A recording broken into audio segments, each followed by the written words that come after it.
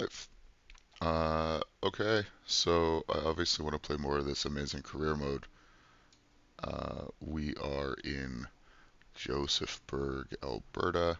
I did one mission between my stream yesterday morning, and, well, maybe two missions between my stream yesterday morning and this morning. Um, Made a little bit of money. You can see I'm up to 36,000. And learned a few things about the application as a whole. Um, Primarily, I've learned that we can challenge these in any order. Now, I'm very interested in the DC-6. That's the aircraft I'm going to be keeping an eye out for. So uh, we'll have to keep an eye on the market as we travel. I'm told as well, like we can switch this to any iCal, and it will change the aircraft that are available in the market here. Uh,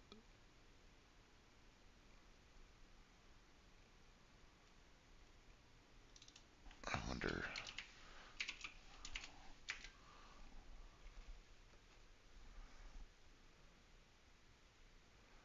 There's the Aero 3. That'd be a nice one for us to have.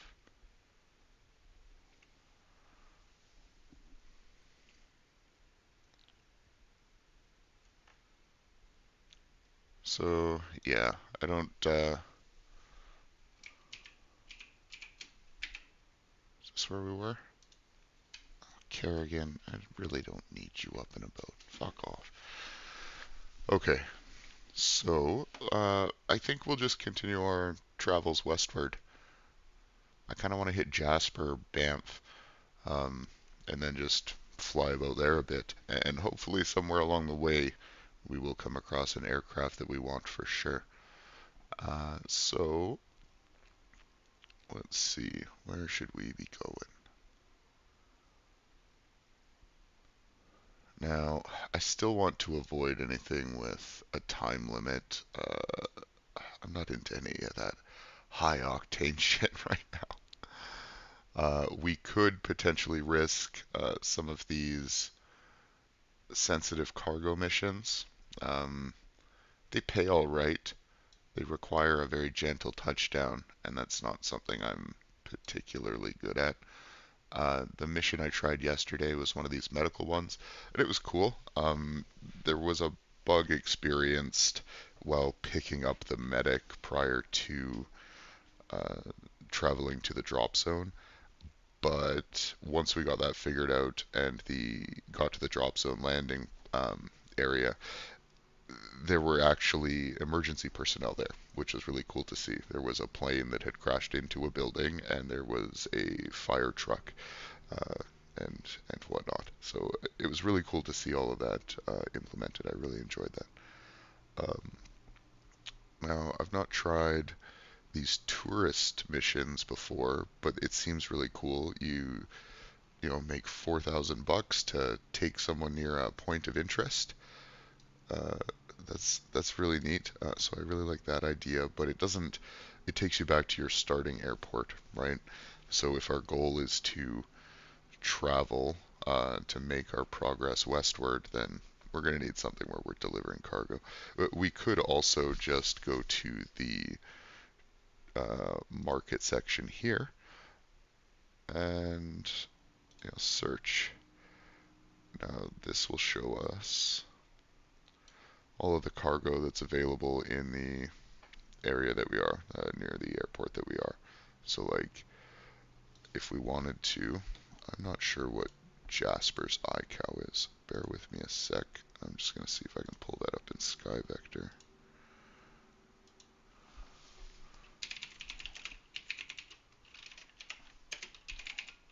Or I'll just Google it.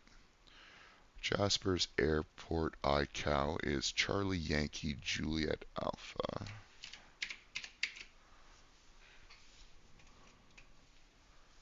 So what you can do is you can hit the compare goods to this market. See if I can maximize this. Alright, so what you can see,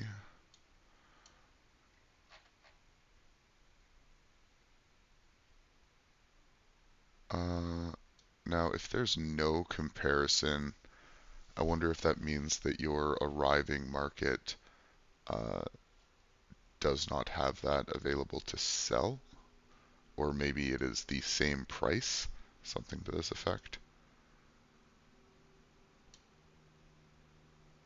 This market buys this good. Okay. So yeah, the arriving market only buys certain goods, right? So if we were to load up on beer, um,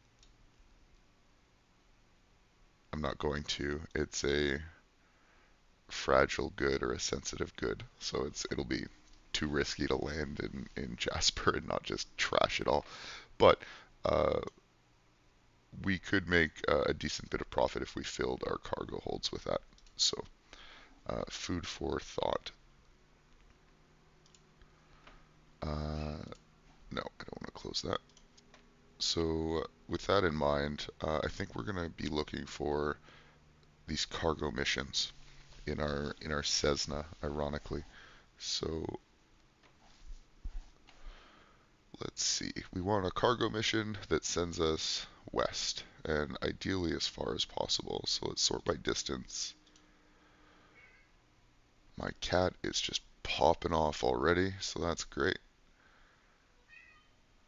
Oh man, I'm gonna lose my mind.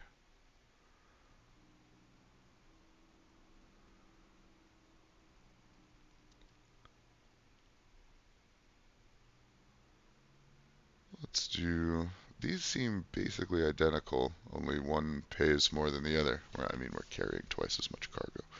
But uh, let's just give this one a go.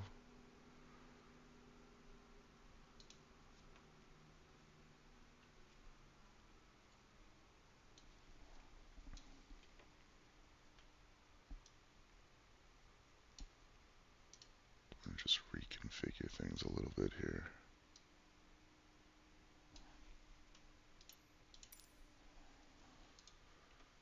Alright, so we're currently cold and dark on the ramp of our departure airport. We are already icing over and stuff, so that's cool to see. And I'm going to click connect and fly.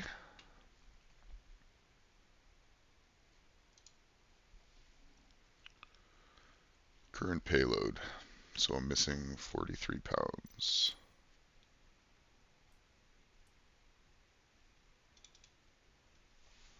So if I make this 200, and I make this 185. Hello, transporter. Your cargo is waiting for you at the parking. Transporter form dispatch. Loading cargo. Please stand by. Alright, so while we get them to load cargo, we're gonna get this started up.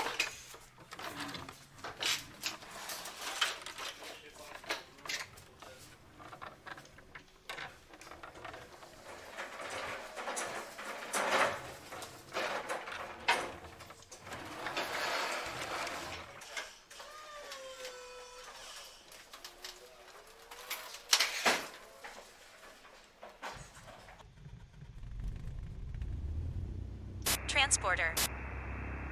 Transporter from dispatch. The cargo is on board. You are clear to taxi to the runway and take off.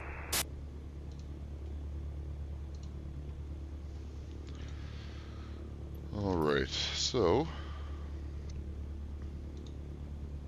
refresh our pad here with our mission. We're clear to taxi and take off, so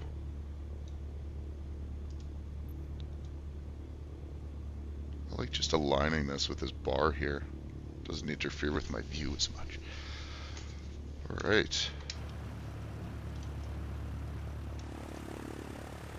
I've also turned up the realism, I want to mention. I previously had crash damage and things off, so I've turned up the realism, and we should be making much more profit per mission that we perform. So I'm not going to bother with ATC in-game. I'm just going to request a pushback this way, even though it probably isn't necessary. Look, I could have just made that corner, but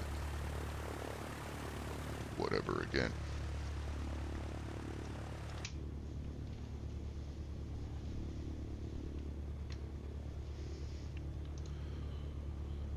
So we're taking 213 pounds of cargo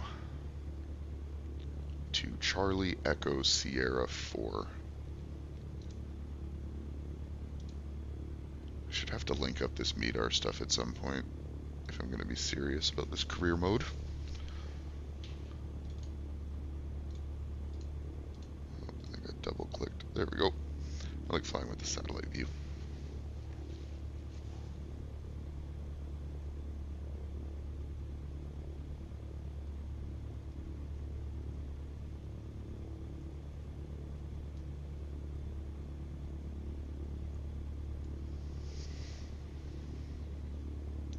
Sure, taking your time, bro.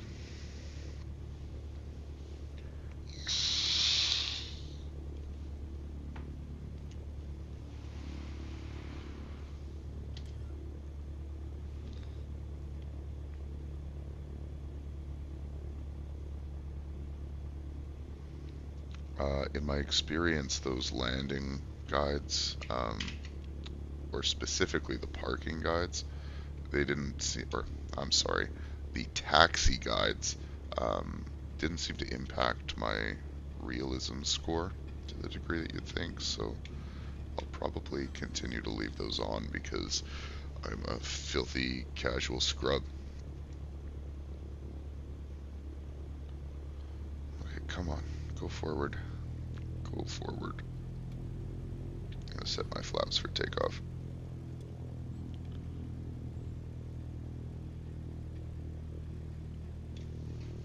I neglected my heading. 317 for distance of 34. Alright.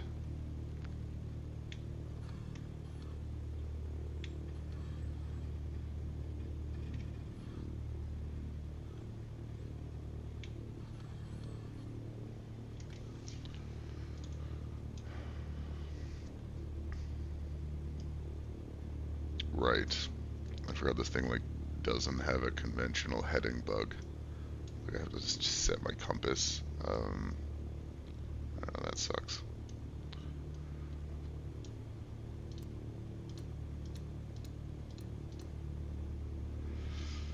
Camera died. I'll restart it in a second.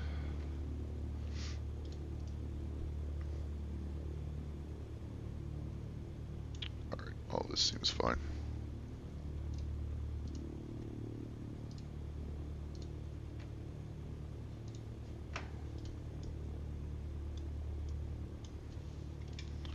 Let's fly like we stole it.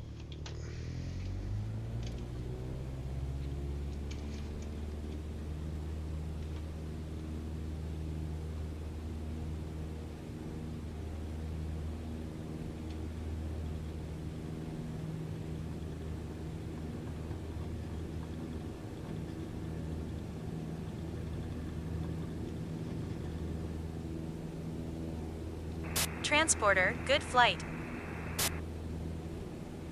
Thanks, dispatch. You know, I do what I can.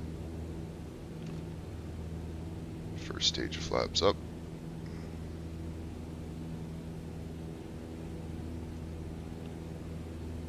Boat heading to 3-1, whatever it said. Fuck. See the importance of a heading bug? Basically just going to rely on my GPS. Second stage of flaps up.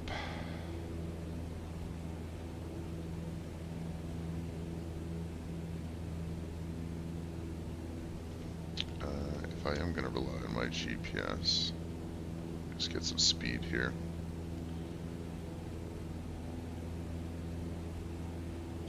This is a situation where having a proper yoke would be useful, because I would fly with my left hand and then I could mess with my controls with my right hand. But my stick is on my right hand here, so it's difficult to do anything. I'll click this button.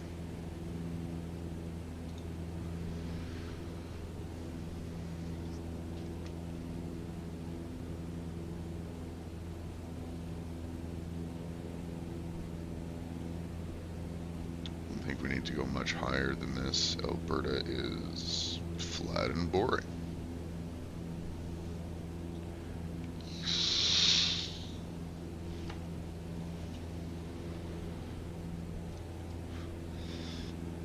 One thing I am going to do, I didn't realize this was still open. I'm going to find out where the heck Jasper is with respect to me. I've lived here my whole life, and I don't wholly understand where it is. I know it's west. I know it's in the mountains. I know it's a little bit north, I think, but even that is speculative. So I'm poorly traveled. It's easy to see why I'm enticed by something like a flight simulator.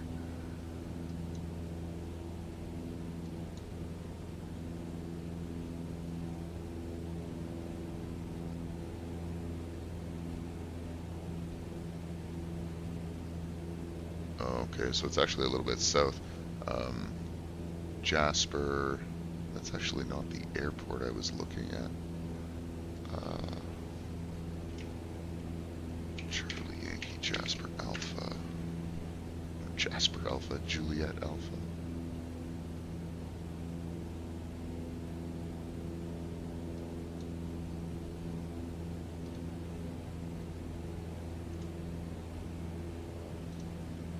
Okay. I'm not sure why it says Charlie Whiskey, Juliet Whiskey here, but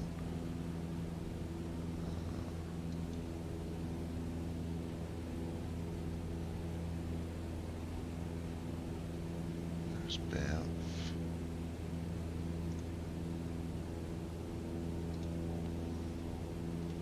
Oh, I'm getting off course. This is what happens when I get distracted.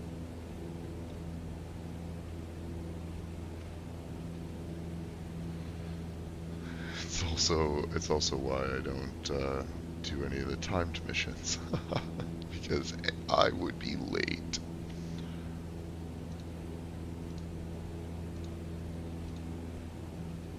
Charlie Echo Sierra 4 is where we're going.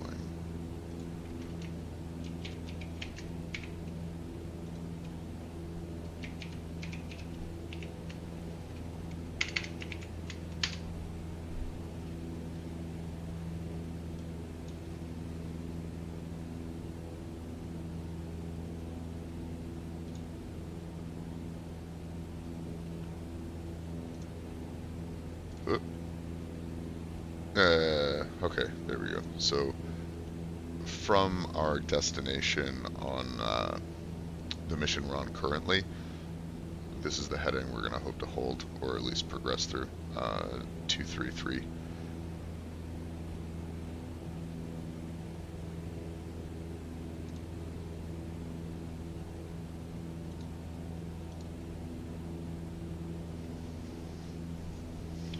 Flying over the bustling metropolis of Gibbons, Alberta.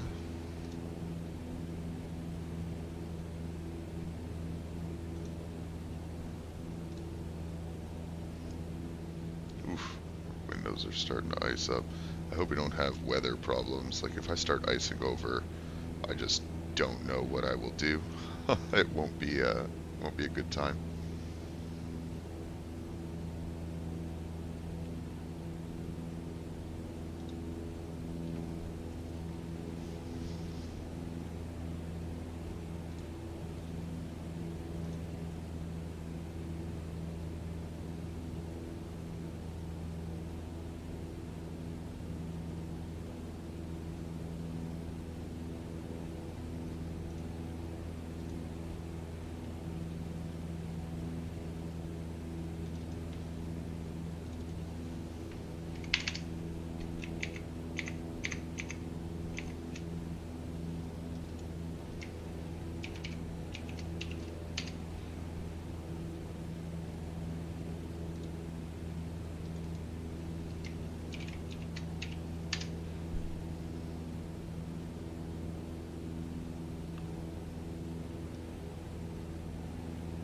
Just taking a look at what aircraft are available at Charlie Echo Sierra 4.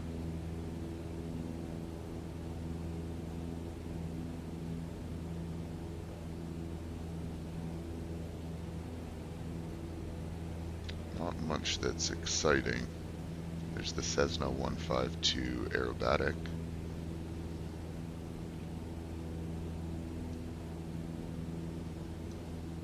Just looking at it, if I sold my current aircraft, like that would count. Pull this up. If I sold my current aircraft, like this is going to count towards my stack, right? That I can use to purchase my next aircraft. Now, I haven't seen a DC-6 in the market, but I wholly expect it's going to be probably millions of dollars. So I'll probably have to have a loan or something like that. I know lots of people on Discord have been taking loans, which we figured out. Like you can go to finance here, choose which loan is good for you. Like 4 million at 6% isn't horrible. Then you can right click, go execute loan. But we're going to do our best to avoid this, and you can get better interest rates. Like the guys have been founding $2.5 million loans for 3%. So I think it's just a matter of waiting or refreshing. Like 550,000 for 1%. Like that's not bad.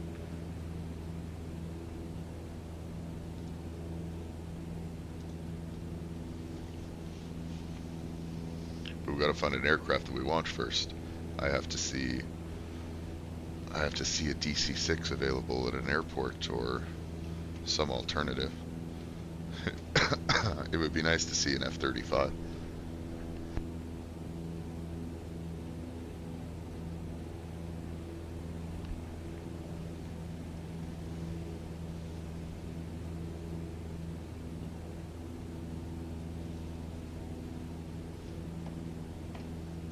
Windows are starting to ice over. I don't know if there's like a cabin heat or anything that I can do about that. There's...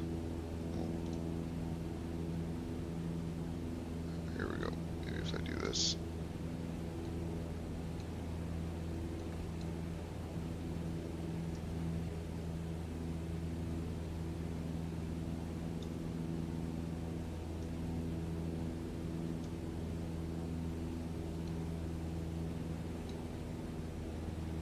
There we go. We need that for sure. The engine anti-ice. Okay.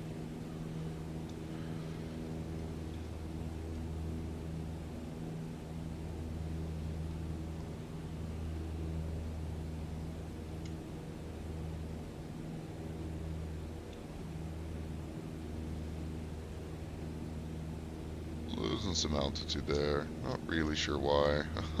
Just gonna trim up a bit, hope our speed holds.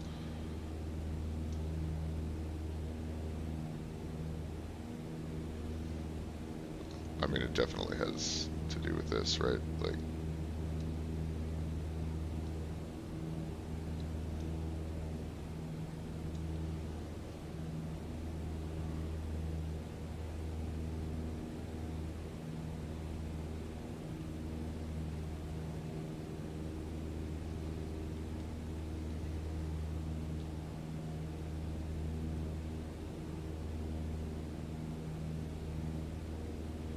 God, we've lost a lot of power.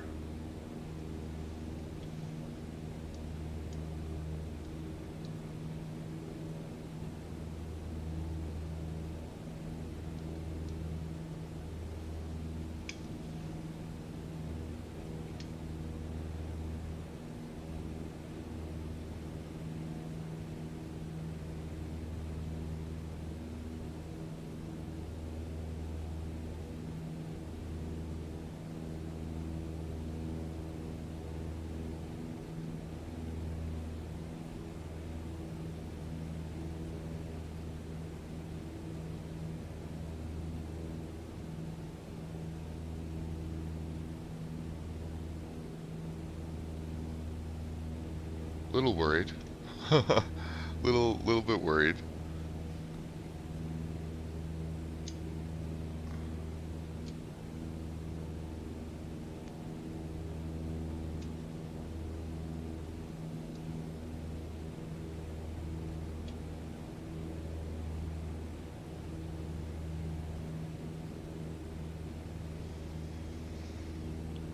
ETA of 10 minutes still.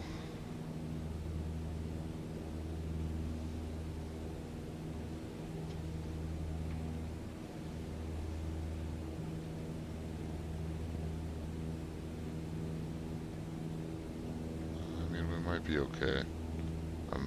I'm just worried about losing all that power all of a sudden, because like if I have to get my carb heat back on, it's not going to be a good time, right?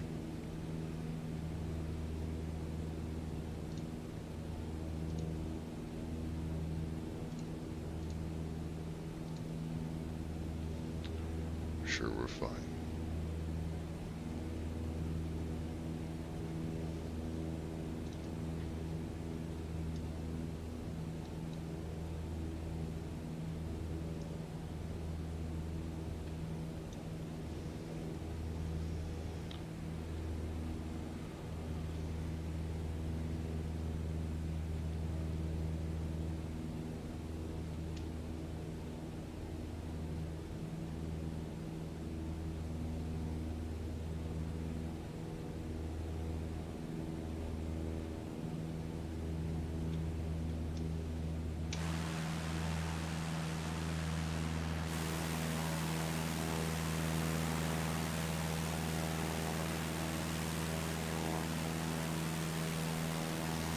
Windows are icing up, but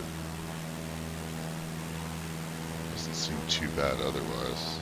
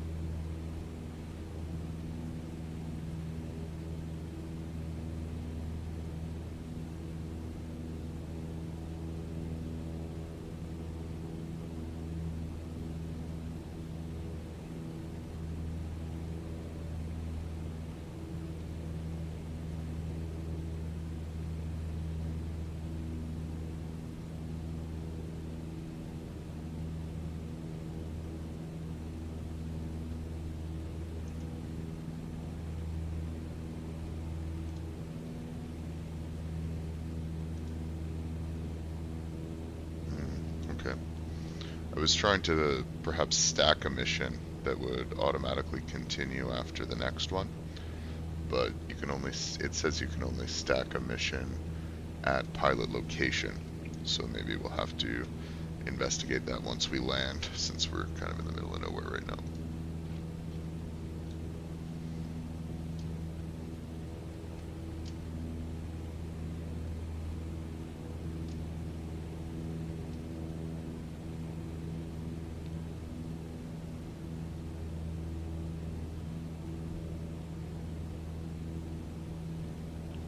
Aircraft seems to be smartening up a little bit. Hey Patty boy, how are you? I'm doing alright. Just trying out this career mode add-on. Well, trying it out for the second day in a row. It is a fantastic add-on.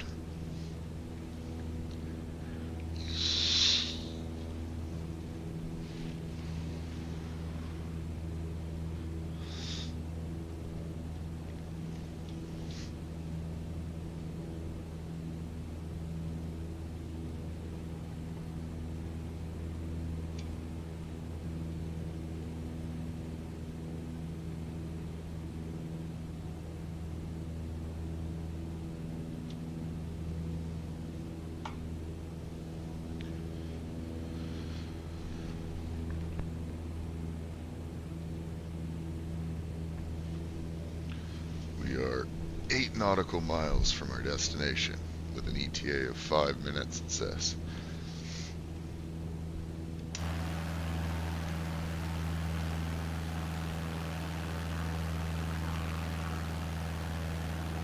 This is Vimy here.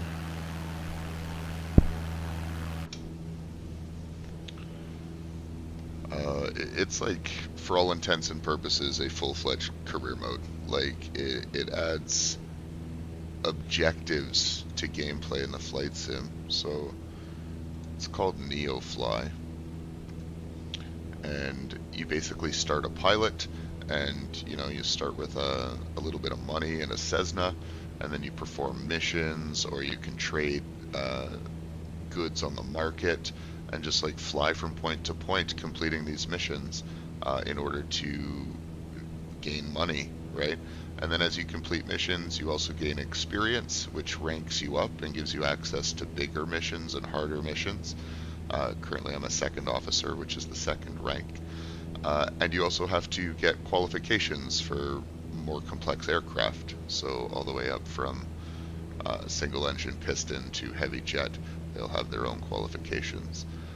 Um, Furthermore than that, there's like a campaign that you can do if you'd like. You can buy all the new aircraft you want. Um, One of the coolest things from my perspective is just the variety of mission types. So like, I'm doing a lot of cargo stuff now, but as you rank up, you can, passenger VIPs around. You can go to wildfires. There's illicit, so you're like a drug cartel kind of person, right? Tourist missions are really cool because you basically take someone around a POI, and then land again, and they pay you $4,000 for it. Interception, who even knows? Maybe I can go and like shoot someone down with an F-35. And the add-on comes with all of the models and things that you would think would be necessary. So, for example, I went to, what was it? It was like an emergency one or something, where a plane had crashed, and when I had arrived at the destination, there was actually a plane smoking on the ground and like emergency personnel there, and the mission was to drop off a medic to the scene. So, yeah, I have no end to the good things I have to say of this add-on. It has added an entire new dynamic to the game for me, and I'm an enormous fan.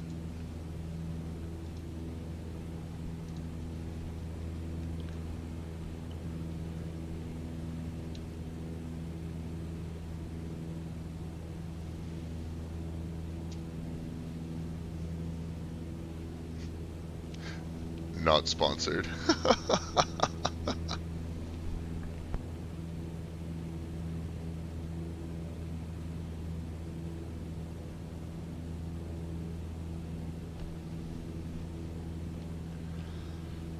We're distance 3 nautical miles out. Gonna start descending.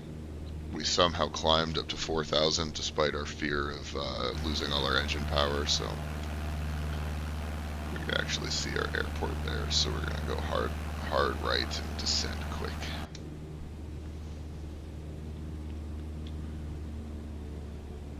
Yeah, man, it is good. Like, if all this add-on did was let me buy goods at one airport and sell them for a profit in another airport, I would think it was the greatest thing added to Flight Sim since weather, right? And the fact that it does so much more than that, frankly, just blows my goddamn mind.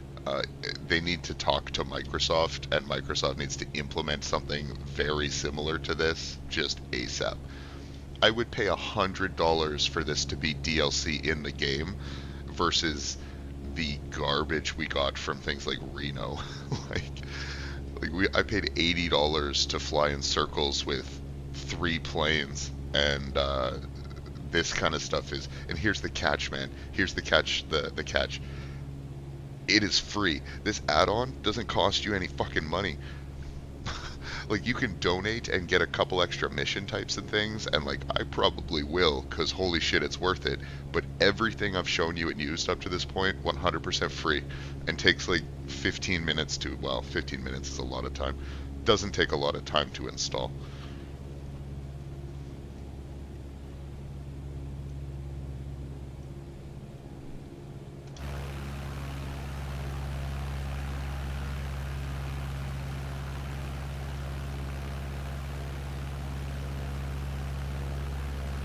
in a world of like $50 aircraft where you can't open their doors, something like this being free is mind-boggling.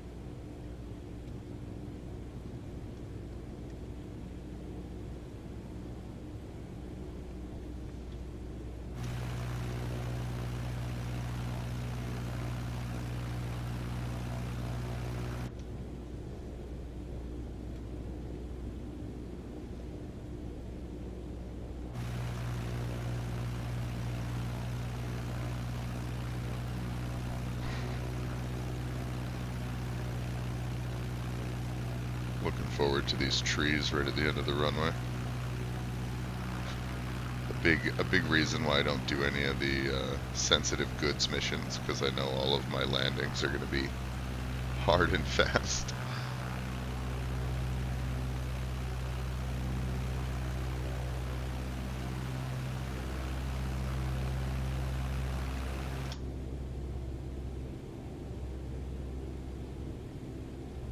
Just going to keep height over these trees. I have to give it more gas to do so though. Before we stall out of the goddamn sky.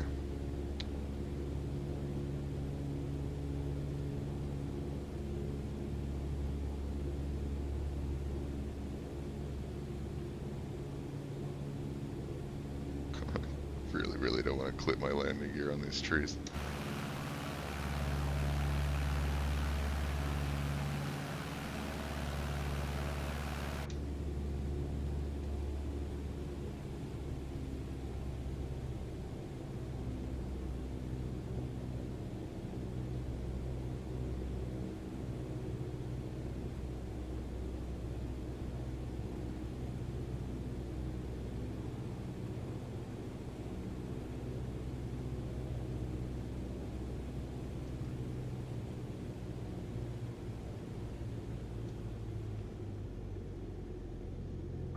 Transporter from dispatch. Nice landing. Go to the next parking and put your parking brake on.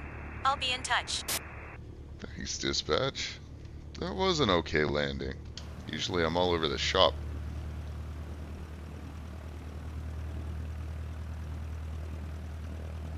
Alright, so once you've landed, hopefully you can find some taxi guides around.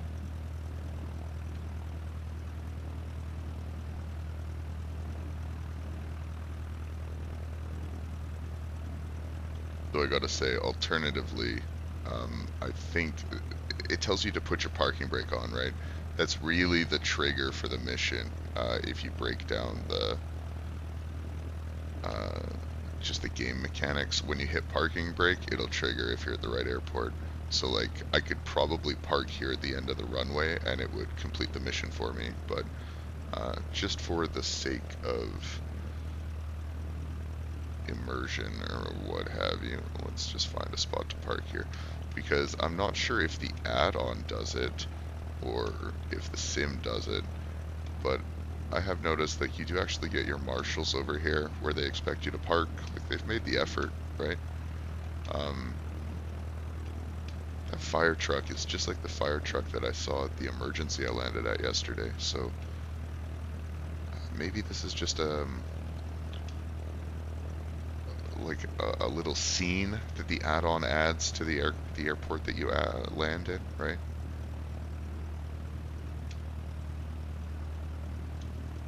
Transporter. Cargo unloading in progress. Stand by, pilot.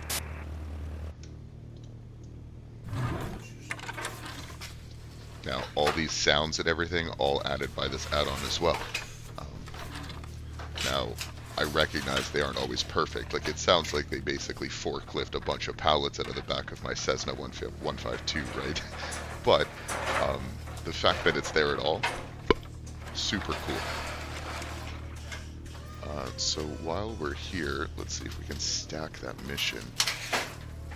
So I should be able to go.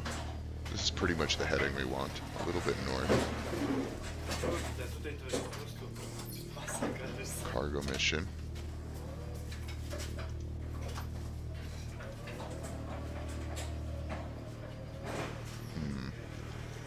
All right. I may have to wait.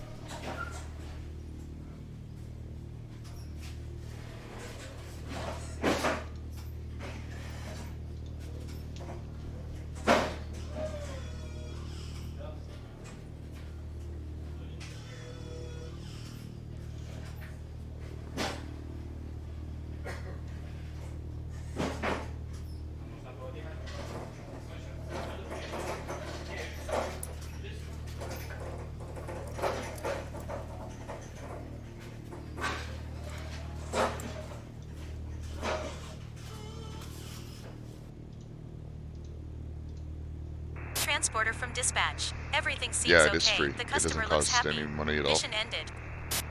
You can donate, right? But it's free. Okay, mission ended. And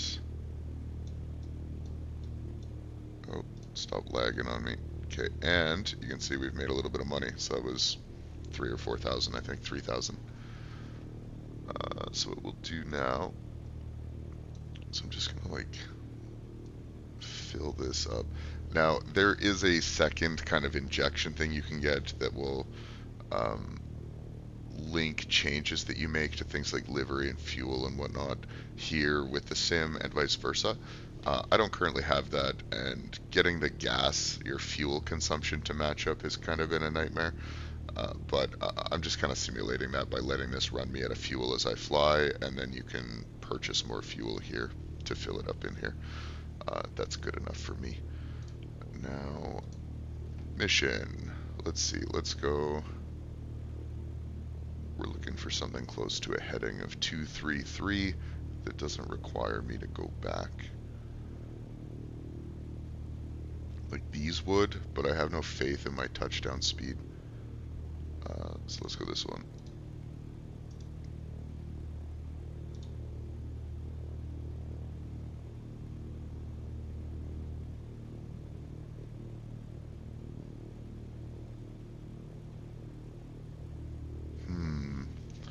I was thinking like I would stack missions, right? But it only lets me stack missions at my location. So like if I wanted to do a bunch of parachute drops, that would be fine because I'm always at the same location. What is this guy doing?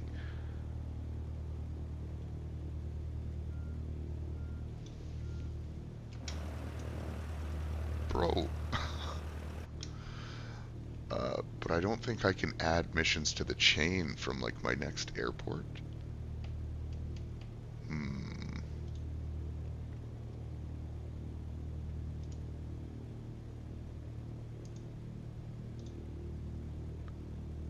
We'll just go with this one then.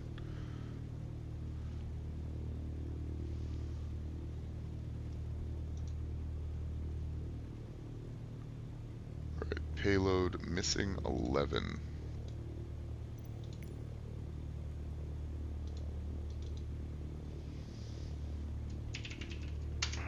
Good morning, pilot. Ready for your cargo mission? Let's do it. Transporter form dispatch. Loading cargo. Please stand by.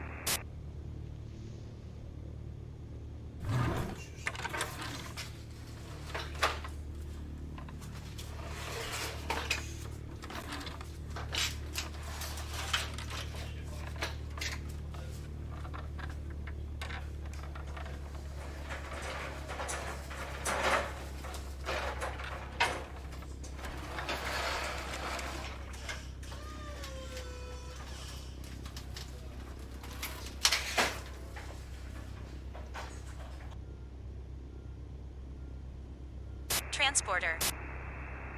Transporter from dispatch. The cargo is on board. You are clear to taxi to the runway and take off.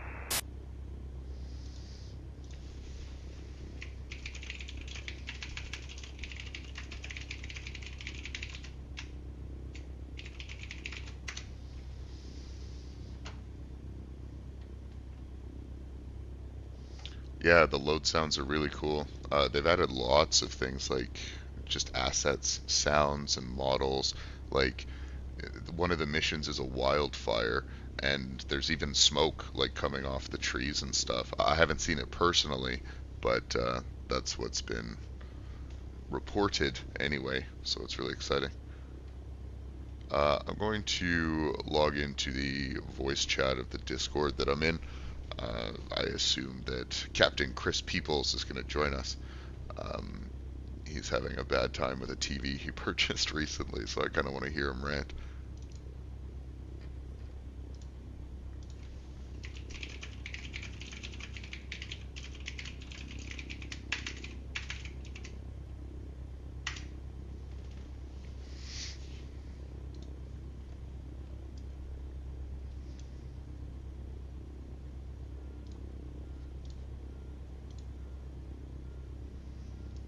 Okay, waiting for takeoff. Let's do this.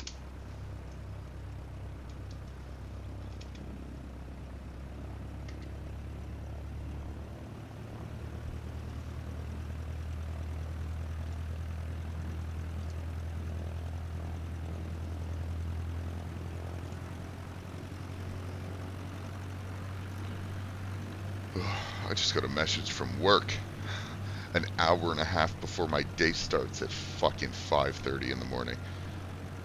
I hate the world. I hate capitalism. I hate everything. They can suck both my balls.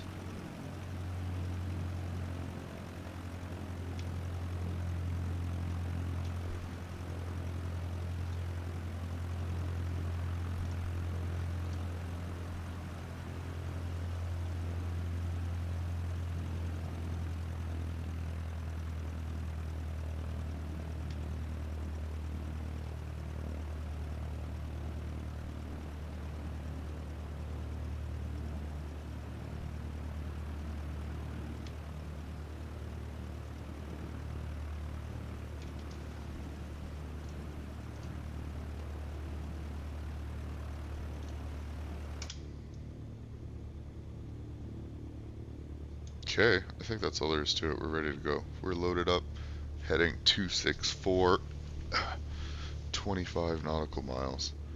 I'm going to give this market here one last peek before we bail.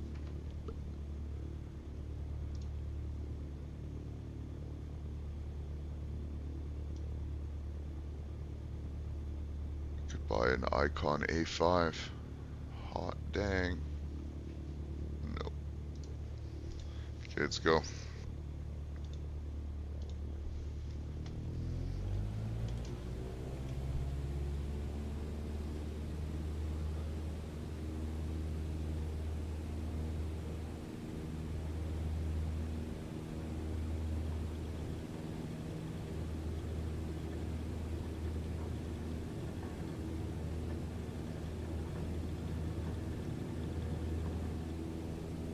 Transporter, good flight.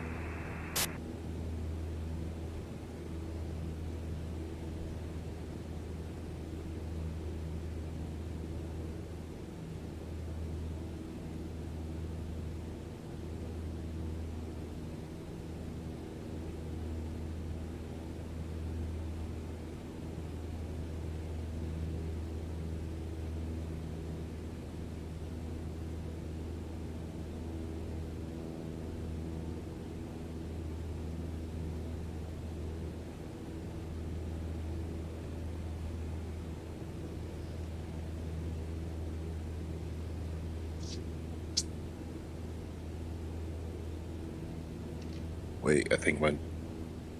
Alright, now I should be able to hear you. I can hear you. Alright, yep, I can hear you now. So, regale me of tales of your LG fiasco. Pretty much. the problem with 2K was still the problem with 2K. So that's just that. But the other shit, I fucking turned on my TV, like, everything was set up right. It was looking pretty okay. I wasn't really paying attention. I was kind of tired. But when I go to turn it on today, and I turn on my Xbox, and then it looked weird. But I plugged in my PC earlier, which looked fine. So I plugged that in again, like HDMI out to pretty much use my TV as an external display. Hmm. Which, And it looks like TVs are typically for. I know, I know they're not for that, but my previous Samsung TV No, I mean, was like, for that is the shit the all bed. effective. No, what I mean is that is what a TV is for, right? It is an external Oh display. That's yeah, what a TV does.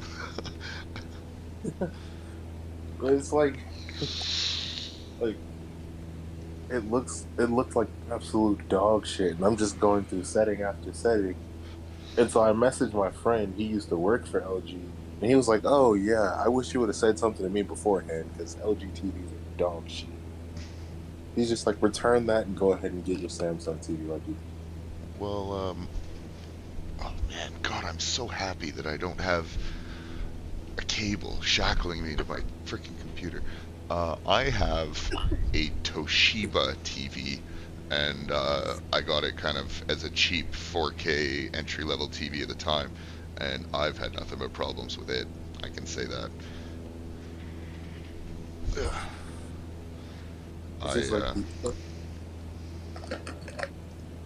The problem with my TV is one sec.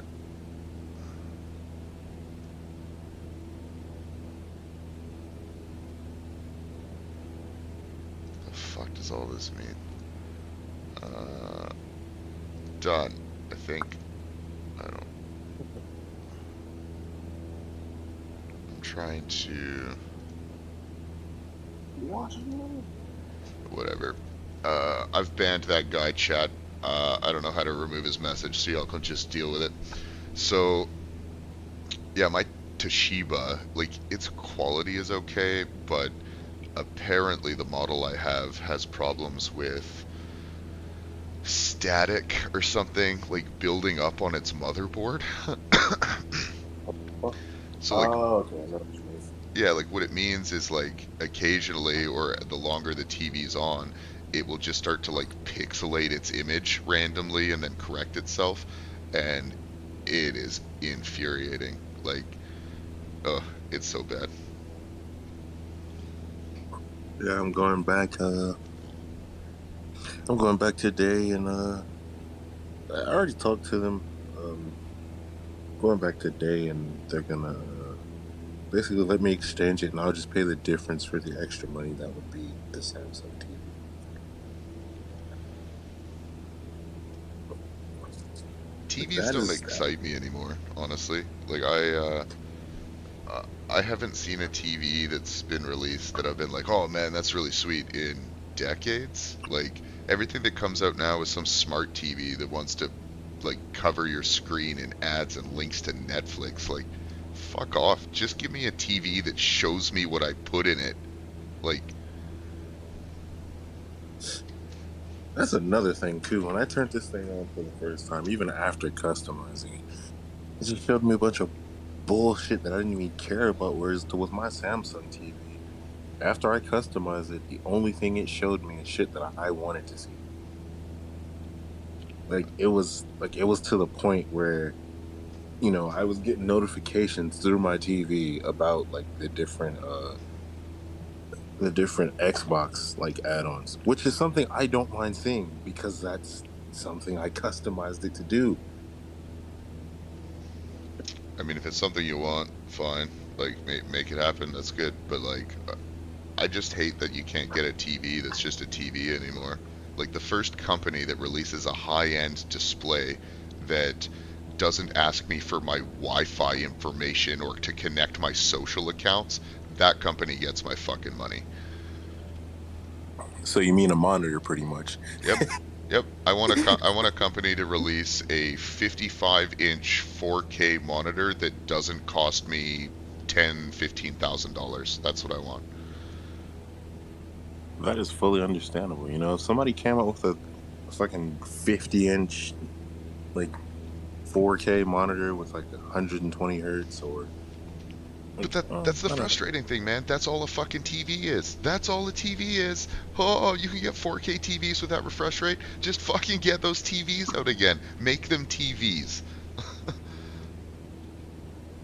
I mean, like, I don't mind the smart TV thing, but it's like I feel like it was kind of fucked up of them to like make almost every new TV that comes out of smart TV. Like they basically took the option away. It's just bloated bullshit. Like it's the exact same as buying a PC off the shelf, and the first thing you do is wipe its hard drive because they think that all their fucking convenient apps are super useful to you. Like, no, get it off. If you want to have like a marketplace that lets me put shit on your stupid smart TV, fine. But you like bloating my TV with a bunch of crap I don't care about just makes me mad. What am I paying for?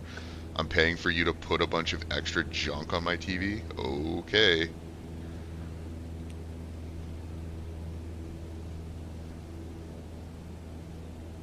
Or I might just go that route and just have dual monitors. I've considered that too at this point. Well, you could also consider stuff like a projector. Like I see those as just displays these days, and you can get high quality projectors for fairly cheap. I say fairly cheap, like $1,500 versus the 5,000 they used to be. Well, I mean, it's almost there. Give it like what, like 5, 10 more years, it'll be affordable.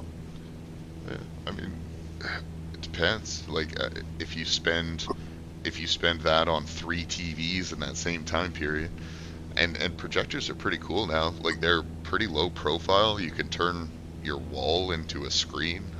The quality is, for all intents and purposes, as good as your average TV anyway. So Yeah, I know my friend. That's what he actually has for like a TV, pretty much, and in the sense, and what he does, he has it in like a.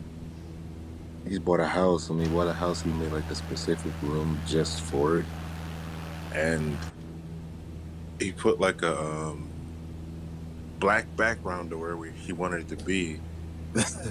And this guy, you literally walk in, you're like, "Where's the TV?" This guy just hits a button, turns on the projector,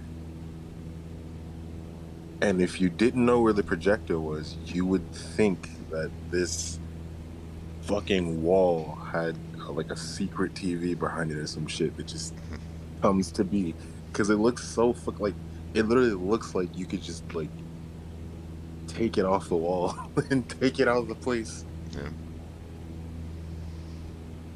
like my desk But is set up in such a way that I basically have my monitor and my tower in front of me, which is in front of a huge blank white wall. So like if not for VR, I could very easily have one of those like bar projectors on my desk near the wall in front of me and just turn this wall into a display if I wanted to. yeah, this one doesn't have. I guess that's also the downside with monitors. Like they get retardedly expensive. Like the the bigger you go, like after you go over like 30 inches, like the price just balloons insanely. Yeah, like I opted to not get a curved monitor. I just got a straight flat monitor when I upgraded recently because for all intents and purposes, it was no difference other than bending my screen, and it would have cost me $200. I'm like, pass. Appreciate that, Patty boy. If I knew how to delete this message, I would. Here we go. I got a ban button. Maybe this works.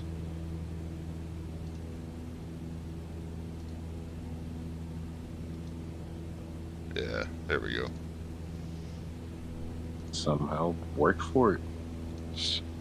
Like I know a guy, he plays COD and he has a curved monitor, and according to him, it helps a lot.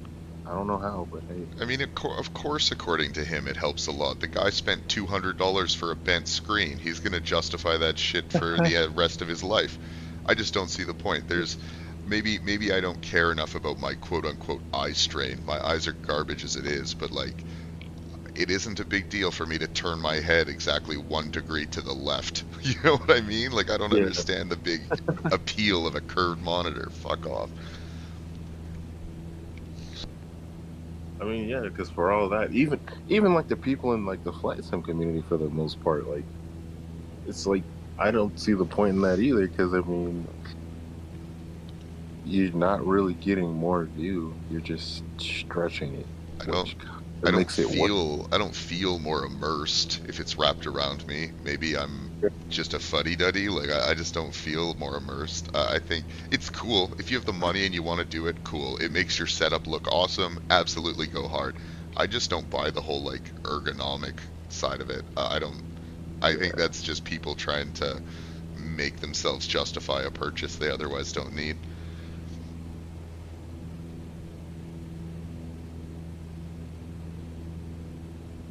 And I have the same opinion of things like gunner gaming glasses. Like cool, the extra contrast is neat and stuff, but like you're not gonna sell me on it being a health benefit. I'm not gonna wear it in my everyday life all day because you think it makes my eyes better. yeah. Ah, I just realized. I just thought about that too.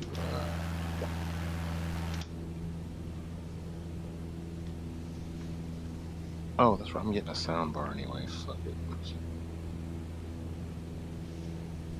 Most Well, this is 2022. I'm pretty sure there's a decent amount of monitors out there that have speakers in them. If not, it really doesn't matter. I have a surround sound system anyway, so I Yeah, just I prefer. just use my headset. It's the only way I can get audio from my Xbox or my computer.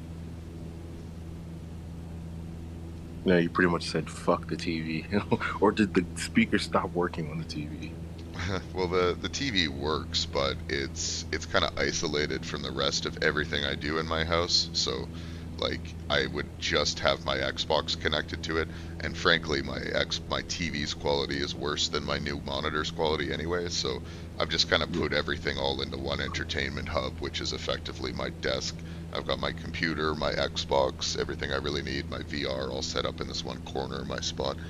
My TV is still connected to my Xbox One, so like I can use it for media, Netflix, that kind of stuff, but I really don't use it for games at all anymore.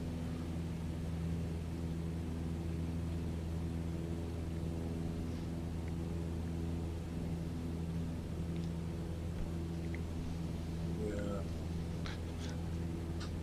And my poor Asus ROG laptop has been relegated to being a mining node, which is slowly crippling itself to death. Poor TV. I mean, not poor. You know what I Laptop. meant. Yeah. Poor laptop.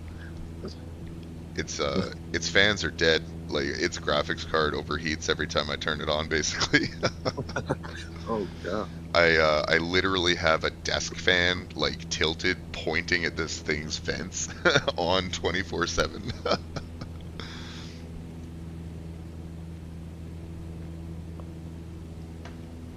All right, we're getting close. We are 3 nautical miles out.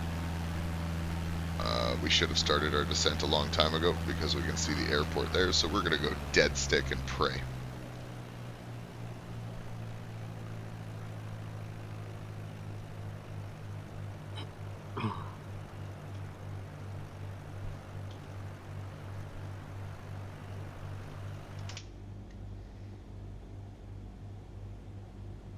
We're way too high.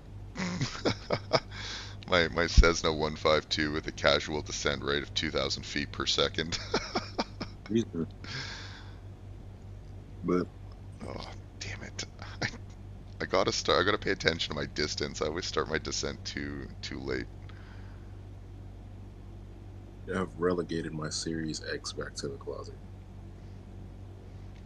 Back to the closet. Series X is still useful. I mean, everything's on my Series S, and I really don't feel like taking it. Switch everything over. And I don't know where the hell I put my. Well, I would. It would be easier if I knew where the hell I put my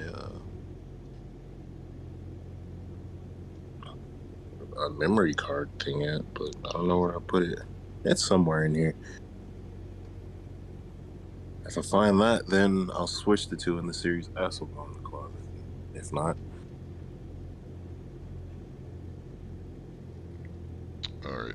This landing is going to be just chaos, but we're going to do it anyway. I don't care if it means I crash. This is pro pilot shit right here. I see it slam into the concrete. Oh, I mean, like, almost certainly, right? Let's see what we got. Transporter from dispatch. Nice landing. Go to the It was next actually a parking and put decent your landing, parking all brake things on. considered. I'll be in touch. It was, I mean, I was basically 1,000 feet in the air directly over the runway, and I managed to put her down.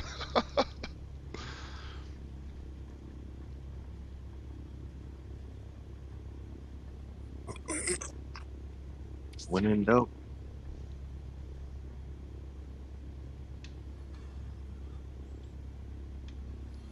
Son of a bitch, this never works out.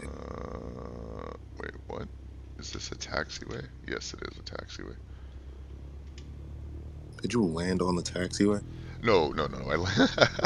Oh, I couldn't tell where the turnoff was. I can't see the taxi guides for all the snow.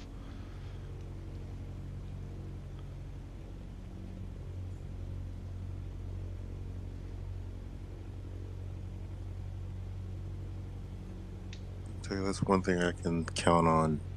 I can see my Marshall to the left there. What can you count on? One thing I could count on that I will never do again in my life.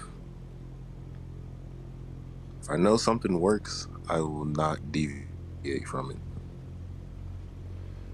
I'm kind of the same way. I find something I like and I stick with it until I've got a real good reason to move on. Which sounds like I'm not open to change, but that really only applies to like technology and whatnot, right? Like, Yeah, I've got I some have brand learned that. loyalty.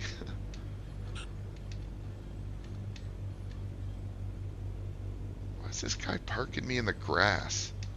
All right. I mean, Transporter. for me, it wasn't Cargo really unloading like in trying progress. to switch Stand brands. It by, was just the pilot. one that I wanted they didn't have, and I didn't want to spend the extra like 300. But now I wish I did, because now I have to go through this whole fucking process. Yeah, I mean, it was like me with the headset, right? Like, I didn't want to spend $450 on the SteelSeries Arctis Pro, right? And I cheaped out and got the Corsairs, which turned out to just ruin my life for a month. And then I ended up giving up on kind of what I wanted to do in the first place. Like, I don't care if I connect to my Xbox anymore. I'll just stream my audio to my PC if that's how things are going to be. But these SteelSeries headset have been a huge improvement. Like, Oh, I wouldn't doubt it. Is this really the age we're in right now? Really? You can't have a monitor for a monitor anymore. Now you guys are out here creating smart monitors. oh my god. Again, with me being me, I'm fine with the idea, but hopefully with this, keep the regular monitors for people who don't care for all that extra shit.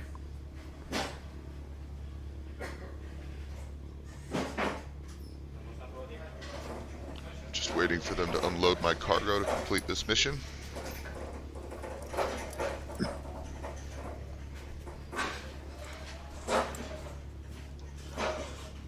Oh, holy fuck, I was confused for a second.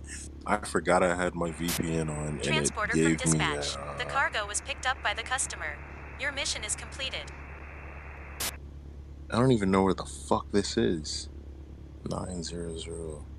Out of curiosity. Where is this? Man, I've got no idea what you're talking about. How the fuck did you guys get? I.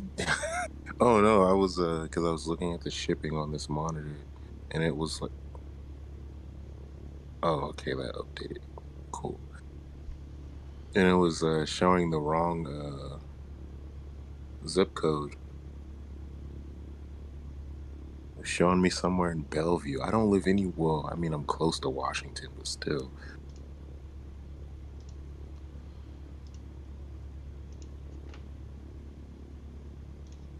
Alright, so just pulling up this map in Sky Vector.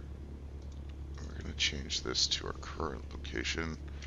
Charlie Echo Papa 4, I think it was. No, that can't possibly be right. Charlie Echo Papa 3.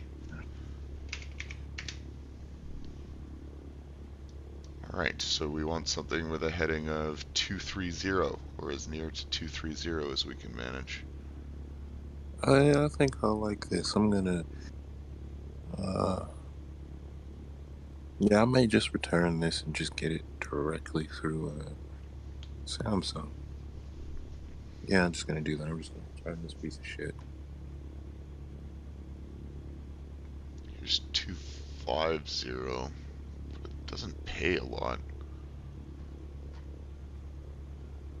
What is it, a light load? It's a short distance more than anything. Hmm.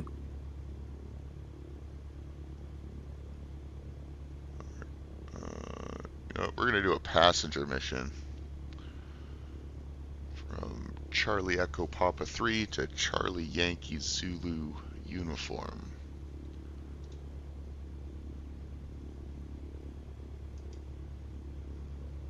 I don't want to curb the monitor, damn it.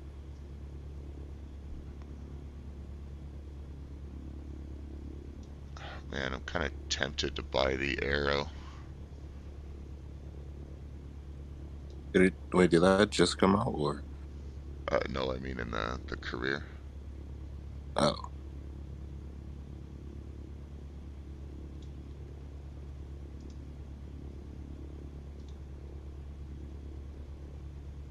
Yeah, I'm gonna return this, and however Hi fuck all pilot, long new it mission, takes them new to passengers. return my money, Let me know when you are then I'll ready to go start ahead and boarding. just get my monitor from Samsung.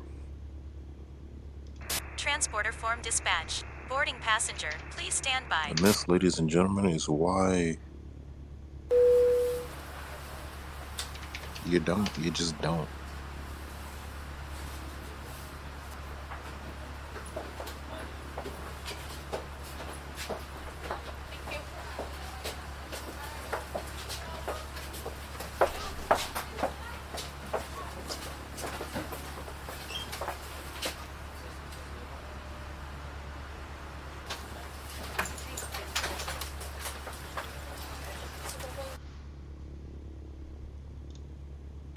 Transporter from dispatch. All passengers on board. You can ask for the clearance to take off.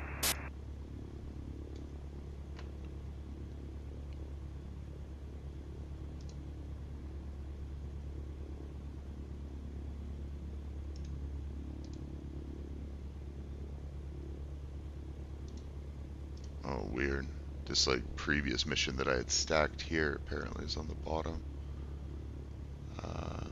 Okay, well I'll have to deal with that when I land. Passenger loaded, waiting for takeoff. I think we're ready to go.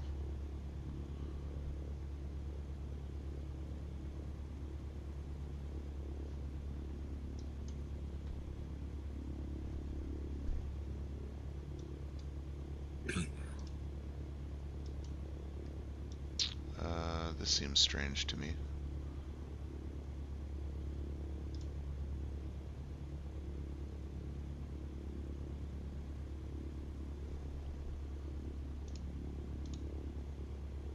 Never in my life did I think I would ever see myself.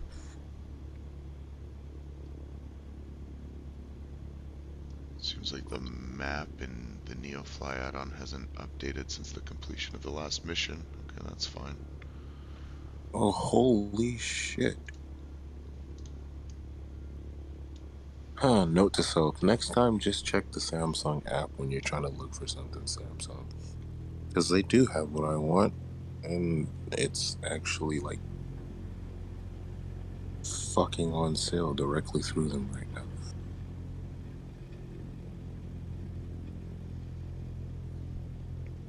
I'm sure they would happily sell to you directly. Yeah, I've kind of gotten to that point too, where it's like probably gonna end up just more so getting my shit directly through whatever company I'm trying to get it with. Yeah, I mean, uh, we've long past the age of needing retail, frankly. Like, there's nothing that stops the average person from just like contacting Nvidia directly. So, like, what good is a Best Buy? You know what I mean? Yeah, I mean Best Buy was good when it was more complicated, but now it's almost pointless. Like I can literally, like, if I owned a house, I could literally go through the Samsung app and buy every single appliance that I need for that house. Got the passenger loaded up right here. They don't show up in the cockpit, I'm afraid.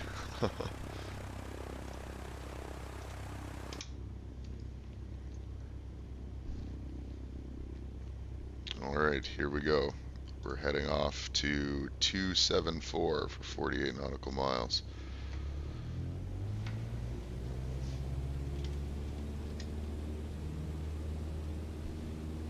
What the hell are these drug runs?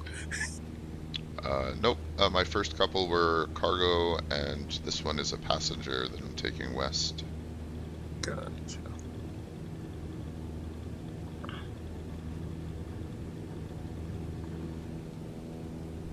Transporter from Son of a dispatch. Fly drunken safe. sailor, you're on sale, right? You.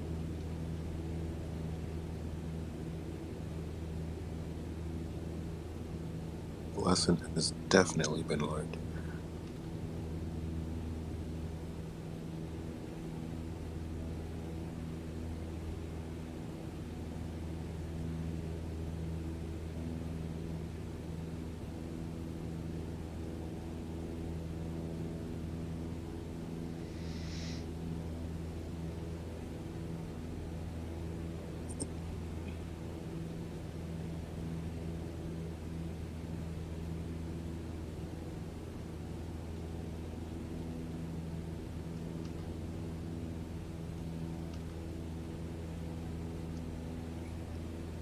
Texted my sister and I told her the price of it. She was like, "You're really about to pay that much?" I said, "Yeah. Do you not know? Do you not see a pattern? Whenever I try to cheap out, I always fuck up and get something shitty.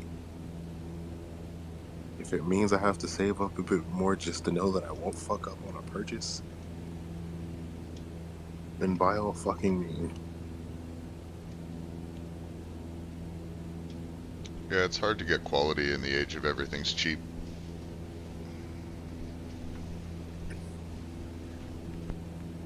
As as one of my favorite review YouTubers says, sometimes you gotta pay to play.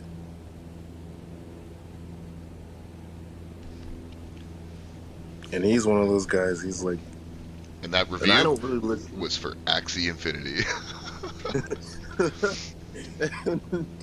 And he's one of those reviewers where he doesn't care if they've sent it to him or not. If it's ass, he's gonna let you know. Oh yeah. I mean, like, really, who gives a shit? If they send you something that is bad and you review it and it is bad, and their response is that they stop sending you shit, that is just a win-win from my point of view. Great, I no longer Right. get a bunch of garbage sent to me. If you want to send me something good, we'll talk, right? But if you're going to send me a bunch of shit, then yeah, I don't want it anyway. Fuck off. Like Apple stopped sending shit because he started getting on their ass a few years ago. Like I think they sent him something once, and then like he basically, like, you know, he pointed out the good, and then he also pointed out the bad. And Apple's one of those companies, they don't like the bad being pointed out, to which he didn't give a fuck. He literally made a video and basically said fuck them. you want people to say good things, do good things. Period. Like, that's all.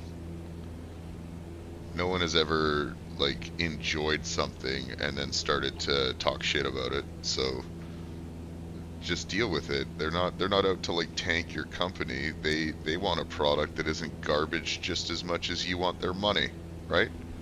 Right. And I mean, shit, if you think about it, he doesn't want to constantly have to review bad shit. That's good for his. I mean, that's not like good. That's not good for his like his channel. Like, imagine like every time he gets something, it's dog shit. I mean, you say Who's gonna that. want to keep watching that? I don't know if I don't know if I agree with that statement. Mostly because controversy and negativity breeds engagement. That's why we're in the world we're in. That's why True. every news article is some sensationalized fucking mouthpiece. That's also true. Can't argue with that.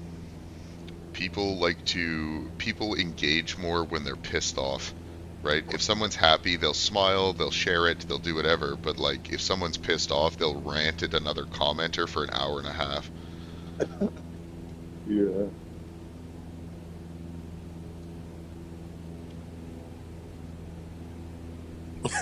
And then he was like, I mean, he also had said that he was like, it's it's also like a thing as a reviewer too. Like, if everything I get from you is garbage, I could drop views or shit, it could help views, but at the same time, it's like, why would I want to keep reviewing something that pisses me off when I review it?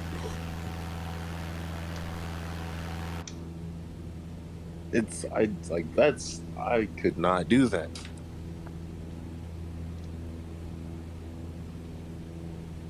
No one buys anything wanting to have a bad time, right?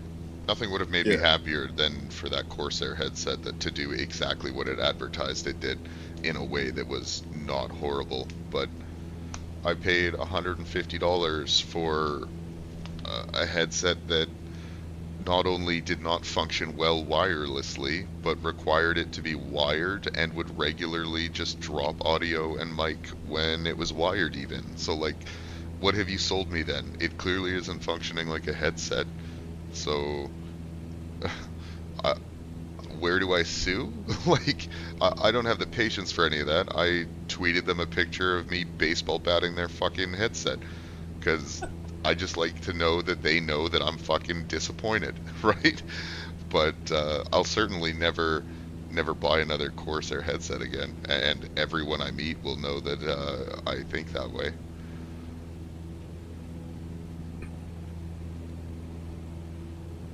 And for me, But I'm out $150. Well, I mean, I maybe could have gotten a return or something, but I'm just not that person. would have been worth trouble. A return doesn't satisfy my rage the same way.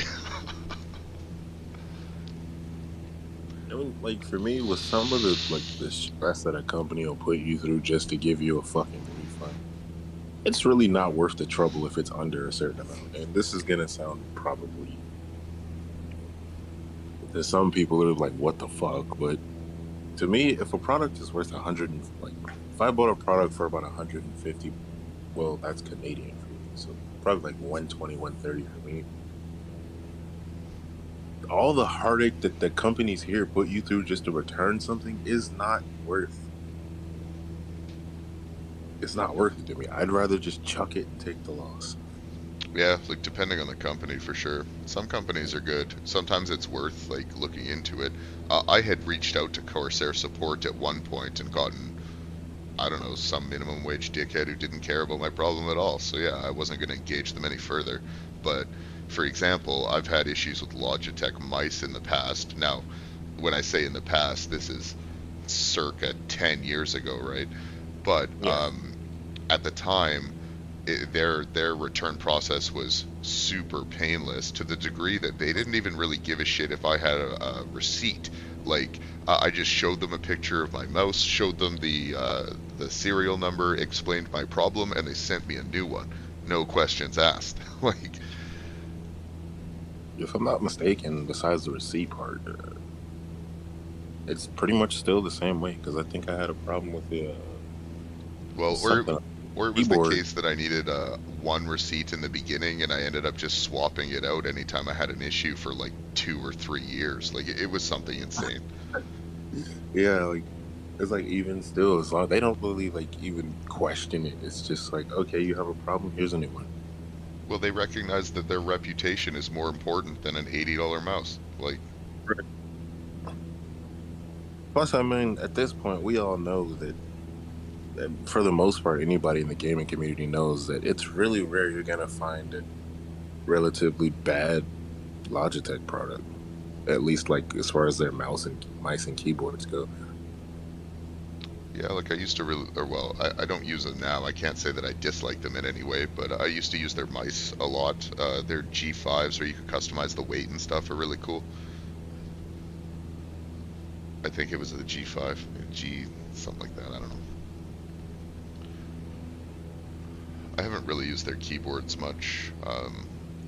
I've been using this Black Widow for like a decade. Yeah, my current, the new one I bought is a Logitech, and I anticipate it lasting quite a few years. There's when I was building my computer out initially, I was kind of looking at some peripherals and whatnot because I wasn't sure if I was just gonna buy a pre-built or if I was gonna piece it together or what. But I was looking at Alienwares. I know I don't really. I realized that I shouldn't have bothered, but I was looking at Alienwares and they have some neat peripherals if nothing else. They have a really cool keyboard that would go really nicely with my setup, but it's like $250 or something. The thing with Alienware, it's not necessarily that they're bad. It's just that they are grossly overpriced for what you get. Look, I can get a better product from Logitech. I mean, yes and no. Like Alienware, man, the story of them is mired in tribulation. Like once upon a time, they were the premier like hardcore gaming fucking company. You would I knew a guy, I grew up with a guy and his dad would drop $10,000 once a year on a brand new Alienware and they were Jesus. insane computers for the day. Um, Now with that in mind, I don't know whether they over specialized or what, but like eventually they sold to Dell, right? Which was like Okay. the most consumer fucking whoring shitty computer company on the planet at the time. And slowly but surely, Alienware has become just injected with all the or proprietary stuff that Dell is known for. And I think it's really ruined them, in my opinion. Like, I don't really like Alienware at all in the same way. Pretty much. I would say, like, as far as the prioritization goes, Dell is the Apple of the Windows world. They tried to be at one point, anyway. Their dude, you're getting a Dell commercials were very reminiscent of Apple commercials. Yeah. Like the whole way was like you need this certain thing from Dell to work with your Dell computer. Now it seems like they're starting to move away from that, thankfully. I Is it? hope they The continue on last that course. the last video I watched was them opening up an Alienware from Dell, and it was still like filled with proprietary brackets and stuff that they had put in there. So like you either had Really? to bust a bunch of plastic out of the way or you couldn't really upgrade it the same way. Yeah, like that was a big limit or a hurdle that I ran into early on in my computer life. Like the first computer I ever bought was a Dell XPS. Like it was a gaming Dell back in the day. Um, and it was good, but the first moment I needed to upgrade it, it was a nightmare. Like you would open up the case and it was just a bunch of plastic brackets. Like I had to snap shit out of the way to put a new graphics card in. Yeah. I would say Alienware as far as gaming laptops, it's I would say in that respect they're actually decent. 'Cause, I mean, 9 times out of 10, you're probably not going to upgrade your laptop much, like as far as because there's only so much you can do. Now, desktop front, I would not touch anything gaming. That's not fun. Oh, I didn't realize Charlie Yankee Zulu uniform is White Court. White Court, Alberta. I know where that is.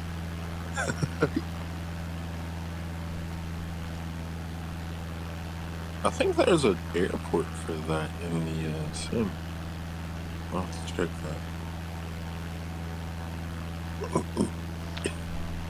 I didn't realize that it was White Court because I always picture White Court as being further north of Edmonton. Like I realize this isn't reality, but in my mind, I grew up in Grand Prairie, which is like northwest of Edmonton, but it's much further west than it is north, and I've always considered myself north of Edmonton. So, yeah, my my mental image of the layout of the cities in my province is a little askew, despite living here my whole life. Like, Don't feel bad. At least your city doesn't not have a south. Seriously, there's West LA, West Hollywood, North Hollywood, East Hollywood. No South Hollywood though. I don't know, man. Until recently, the last few years, all the addresses in Edmonton are appended with a um, like a Cartesian direction. So what I mean by that is it'll be such and such at such and such street, northwest Edmonton, Alberta, right? Um, Mm-hmm. and every address, regardless of where it resided in Edmonton, ended in northwest. And even now, I think there are southwest, but now there's just northwest and there's just southwest. So it like doesn't really mean anything. Whereas, It's just yeah. well, it's just like downtown, the center of Edmonton isn't 0, 0 on a Cartesian plane. So like northwest, southwest, northeast, southeast doesn't really make a lot of sense. But like in Calgary, for example, the center of the town very much is 0, 0. So like you can go 100th Street in one direction and have it be north, and then you can go 100th Street in another direction south. Um, which I don't know. I've never experienced in a city. I think that'd be kind of confusing, but I'm sure it's useful in some way. Certainly in zoning situations. Yeah. What is this?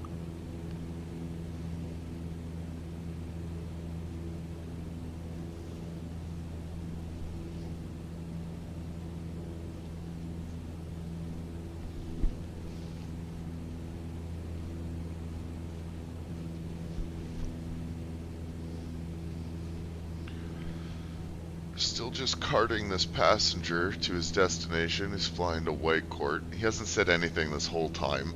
He's just been staring at me, unblinkingly.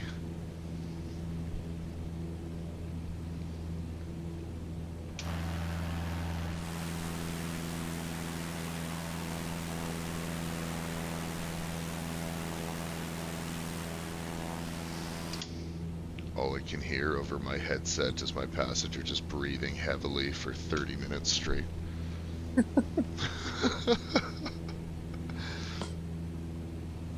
Oh, you just hear his. Tower, this is EQS 420 requesting emergency landing. My passenger is creeping me the fuck out. It's like I might die today. Mayday, mayday, mayday, he's touching my leg.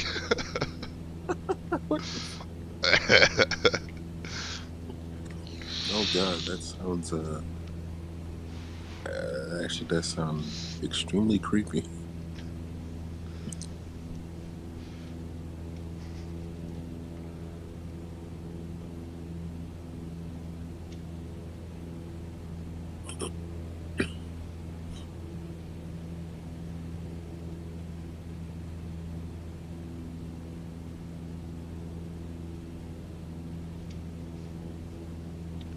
I can't think of a worse situation to be in. Like imagine being like 20,000 feet off the ground, trapped in a cockpit with a rapist. Oh god. Like what? You I have mean, lost the lottery. if you think about it, well, no. Then again, if they're a rapist, they probably don't care if they die. So I mean, Jesus. Screen your passengers, pilots. Screen your passengers.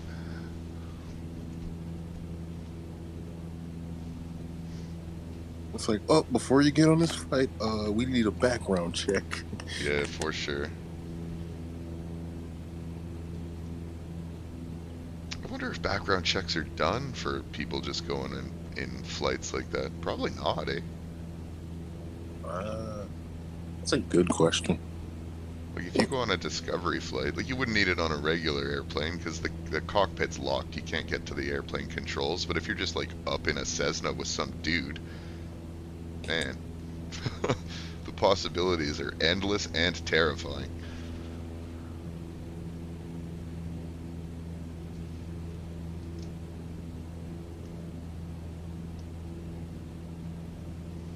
Oh, well, considering you don't have to go through TSA for that type of flight, most likely. Yeah, I mean that's a good point too. Like, what's stopping some crazy from booking a discovery flight for like $150 and then just like pulling out a piece once they're in the air? Like, And then telling them where to fly. Like, oh my God. I think we've just discovered a loophole in the system. true. I have to assume there are protections, right? Like even if you're in a discovery flight, doesn't the average person still go through some kind of metal detector? If you are at a major airport, you have to go through security before you hit the airstrip, right? I would think so. But that surely isn't the case in like smaller airfields. Like, do they have a metal detector at Newcastle where Grip flies? No. Probably not.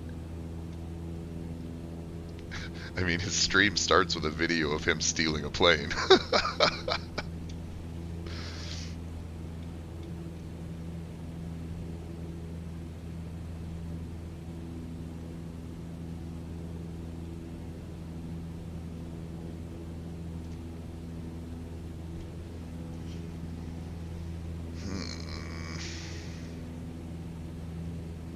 I don't want to work today. I don't think anybody wants to work. It's just something, unfortunately, society has made us do.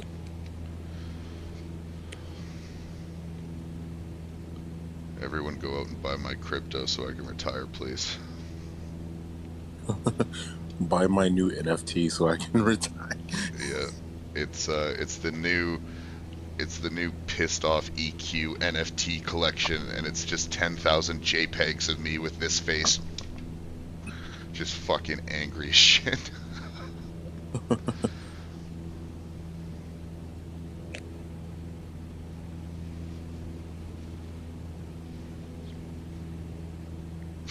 You know, even before that sentence finished coming from my lips, I'm like, I wonder. Like a thought, just like, How hard? what if How I hard was. would it be to mint that shit? Convince Paris Hilton that I'm worth $10,000.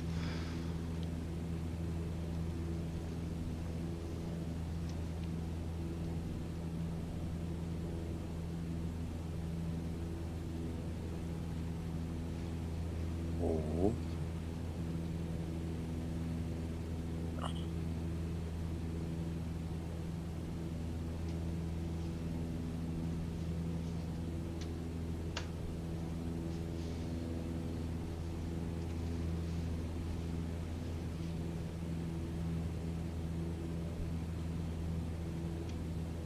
Oh yeah, those fucking dogs finally stopped barking.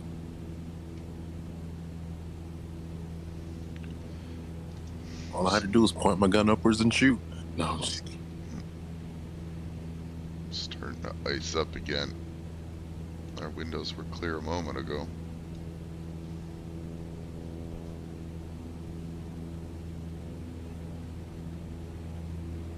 Holy fuck, I think I found myself.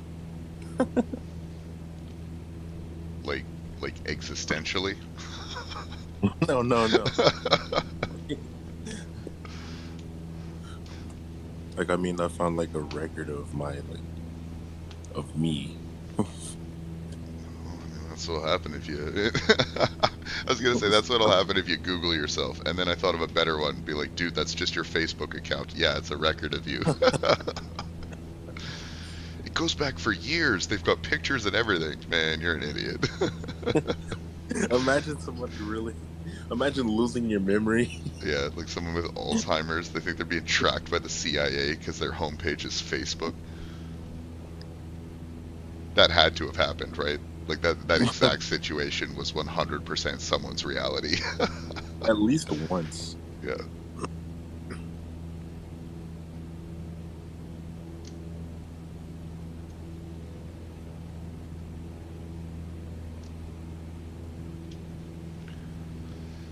I remember like a while back, some company tried calling me or whatever, talking about there was a warrant for my arrest. And I'm like, bitch, if you don't get the fuck out of my face, I know I don't have a warrant. I receive government benefits. If I had a warrant for my arrest, I would not be able to receive government benefits. That, and they would probably know where you are. Exactly. The first step to arresting someone with a warrant isn't calling their cell phone, right? Like it's Right. it's knocking on their fucking door. Like, Right. There'd be like a squad of police just open up. it's just like, everyone has some mixed opinions of the effectiveness of your police force, but if their first step is warning someone that they're under arrest well in advance by phone call, then yeah, they're a special brand of bad. Like,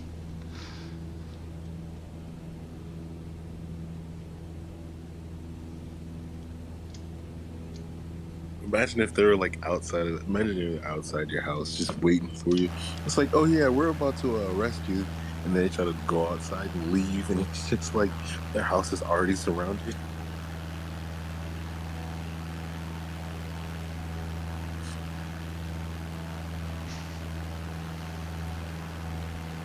Tux is such a cheater.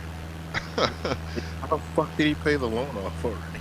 Well, he says the loan can be paid off by taking another loan with lower interest, and then it like moves the due date forward for you.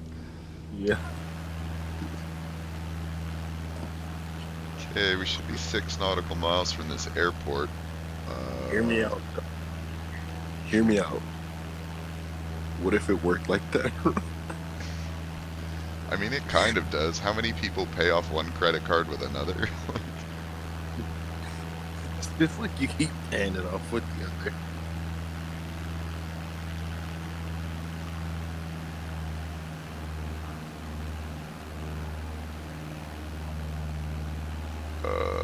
White Court? Why don't I see your airport White Court?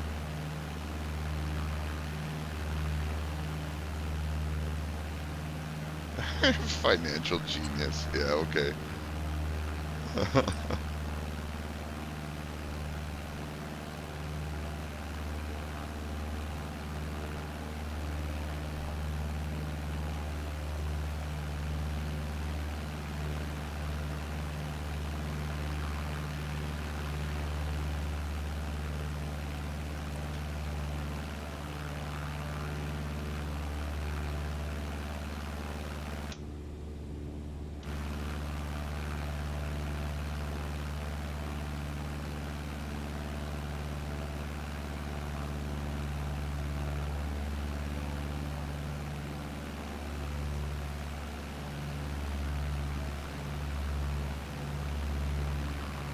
White Court.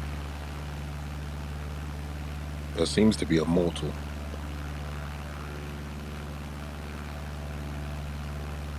What's up, zombie?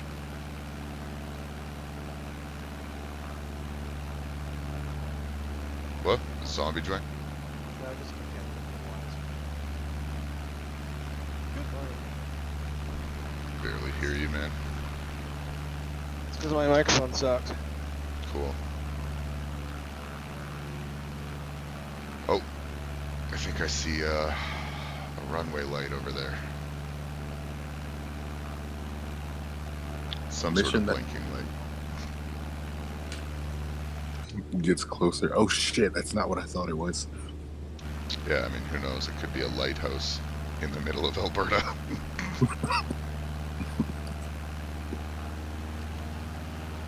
The hell do you need a lighthouse there for?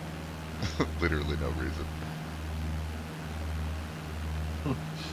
Sees a blinking light, flies to it. Oh shit, that's not what I thought it was. Promptly sees an explosion.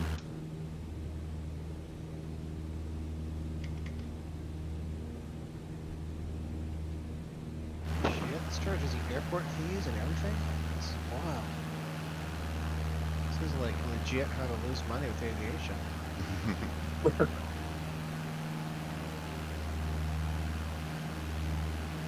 Wait, it charges airport fees?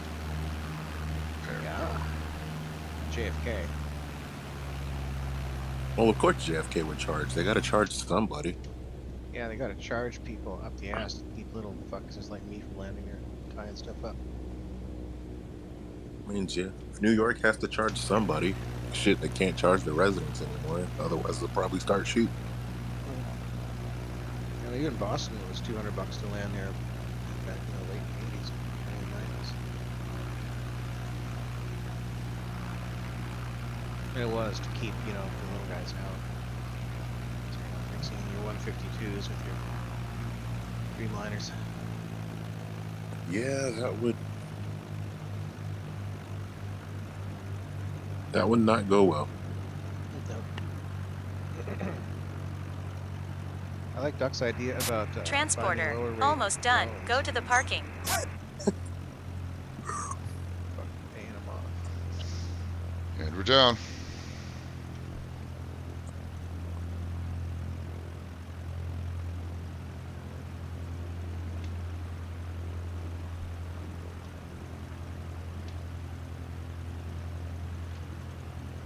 Are you still flying the 152?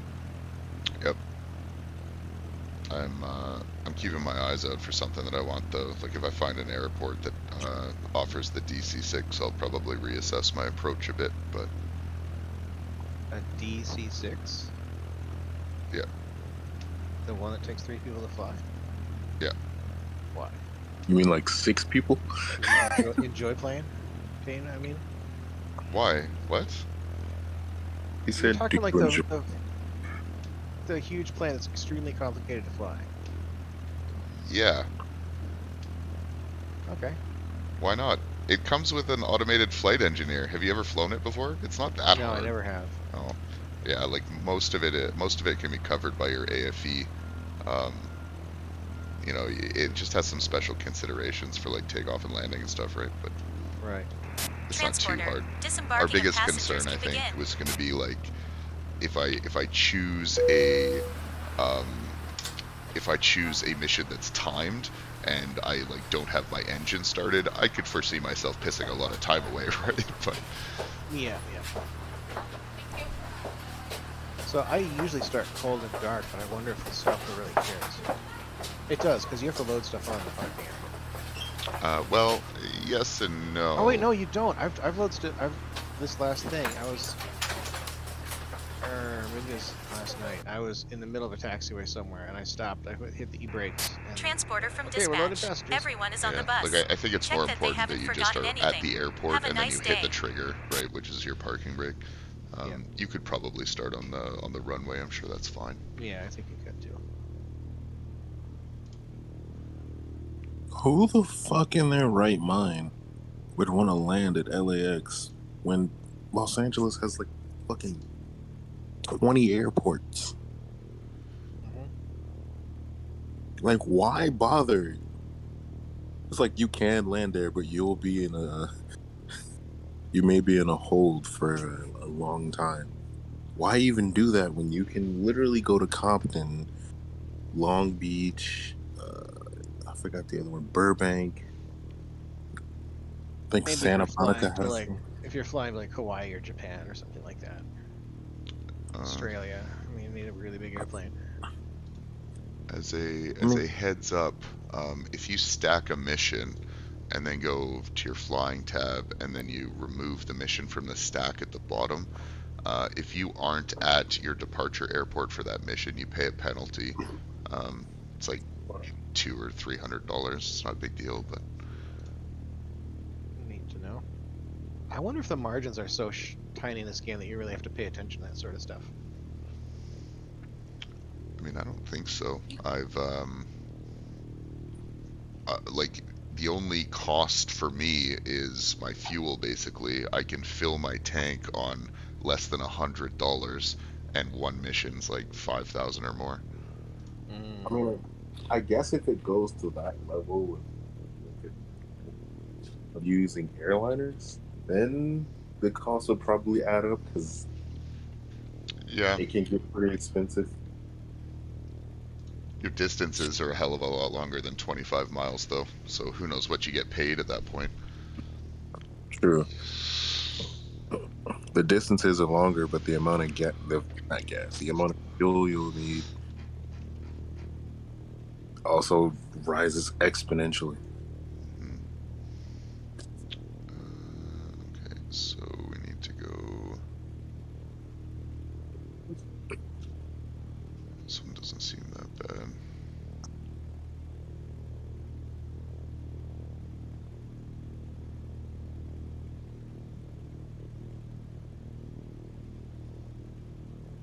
Charlie Yankee Echo Tango.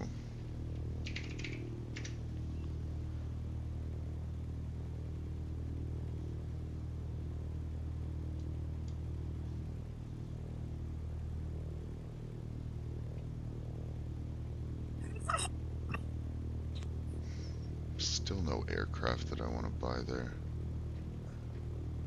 Duck said he was able to find the U at an aircraft. He was able to buy it. Wild.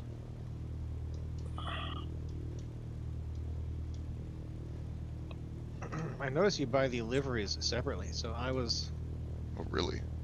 yeah, I purchased the regular Grand Caravan, and then I went into the game and I switched it to another livery, and then when I went back to NeoFly, it made me change it to the livery. Hmm.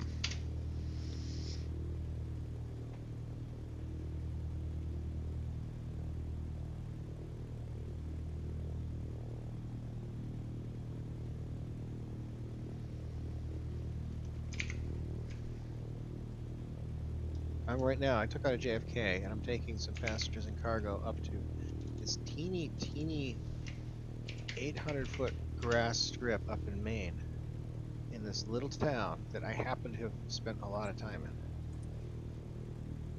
Kind of weird. Didn't even know they had an airport. Well, an 800-foot grass strip. And it's like a 4-hour flight in this thing. I'm really hoping I can put this thing down in it.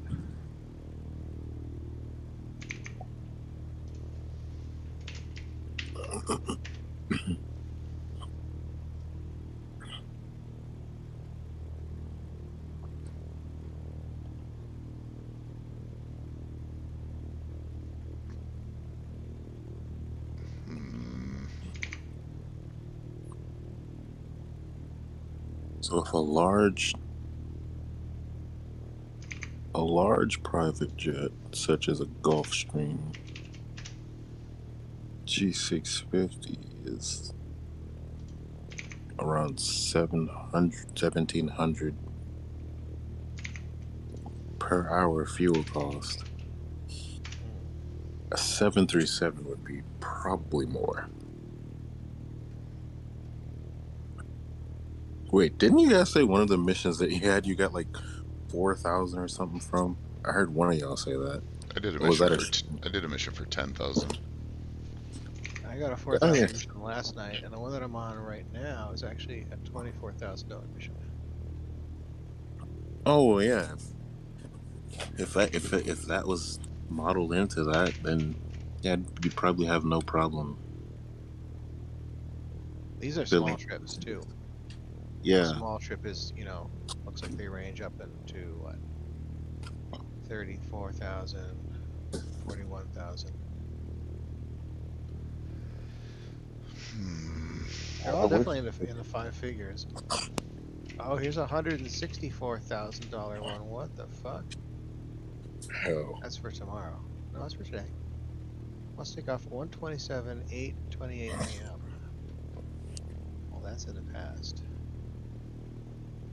How's that $164,000? The one right below it, for the exact same place and the exact same metrics almost.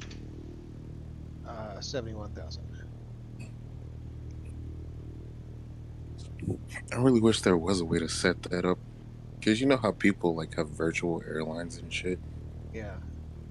What if there was a way to set that up to where like anything from like light aircraft like that to super jumbos, and even if there was a decent mod for the AN 225.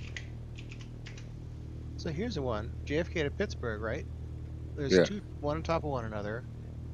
They take off at the exact same time. One of them is 40 grand, the other's 192 grand.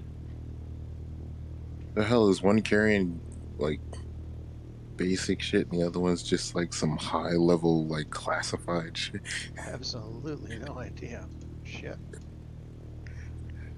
25K ain't looking like shit now.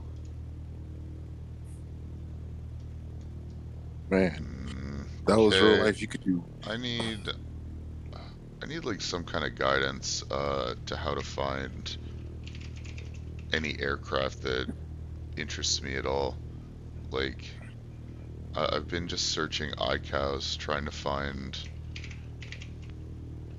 anything, any aircraft that I would usually fly under any regular conditions, and like none of them come up in the market. I haven't seen the Junkers, I haven't seen the DC-6, I haven't seen any of the jets. I'm kind of worried. Like, all I see is fucking X-Cubs and Savage Shock bullshit. Are you restricting your searches to bush trips? Case. Yeah, maybe that. Okay, does that if I go all? But that, like that, I would assume that's only my missions it's filtering, right? You would think, but maybe there's some keys in there we're not seeing. Let's Oh, there's see. there's also a checkbox under airplane, or not under it, but to the right of airplane.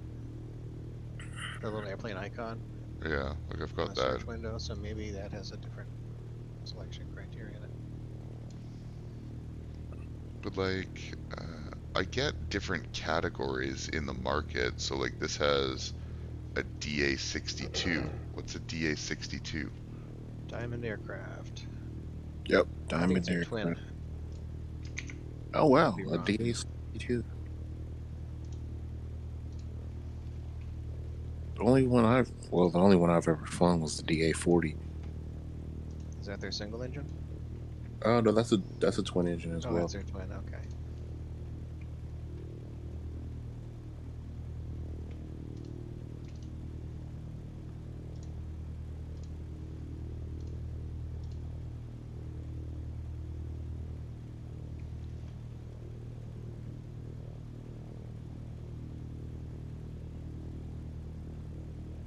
Oh, God damn it, Dux. I didn't see your mission or message there. I'm like muting and I'm muting the wrong thing. I didn't see your message there, Dux. I wish you're in voice chat. Patty boy, have a good night. I'll be on tomorrow morning, I'm sure.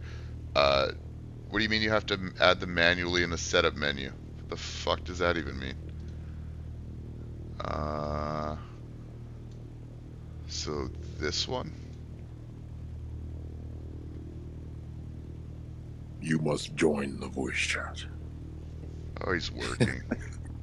Oh yeah, that's true. Oh, I think it's like 5 a.m. here. It's like midday there, I think.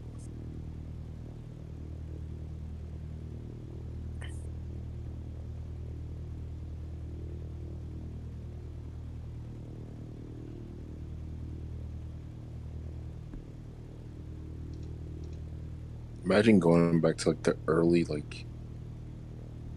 well, I guess you could say like the year 1900 and telling them, oh yeah, you'll be able to instantly in like 50 years. Well, hold on. When the hell was the first telephone created?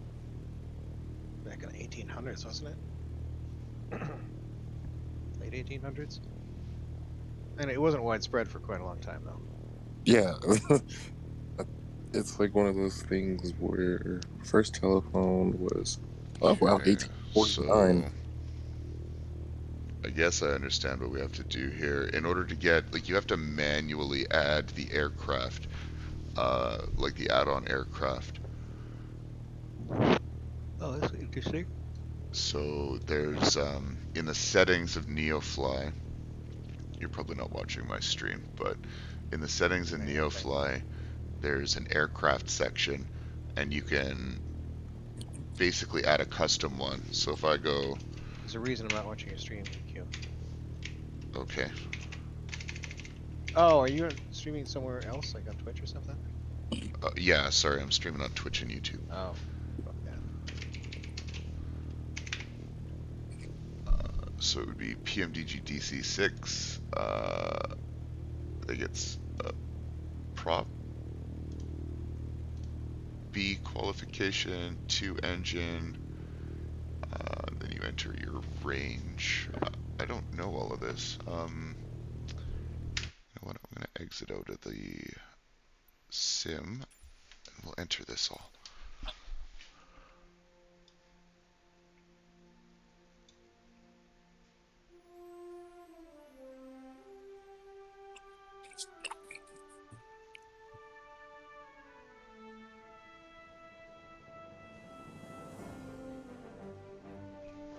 Oh, like I think your aircraft extractor.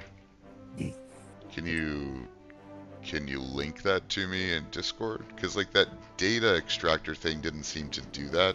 Not the same way.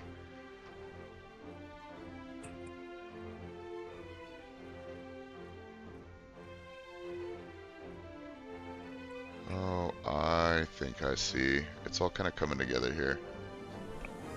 Okay, well let's try and get this GitHub thing to work. I've got 20 minutes left before my day has to start. 20 minutes till my next meeting. It only gives you the data for your currently selected aircraft. I have an What's the, hour and 20 minutes. what does that mean? I have to like,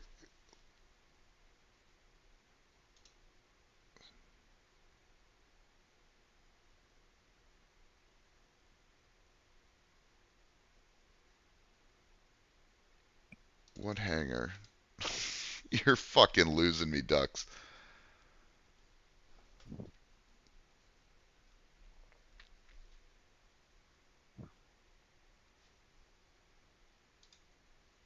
You haven't done anything. How have you gone to 10%?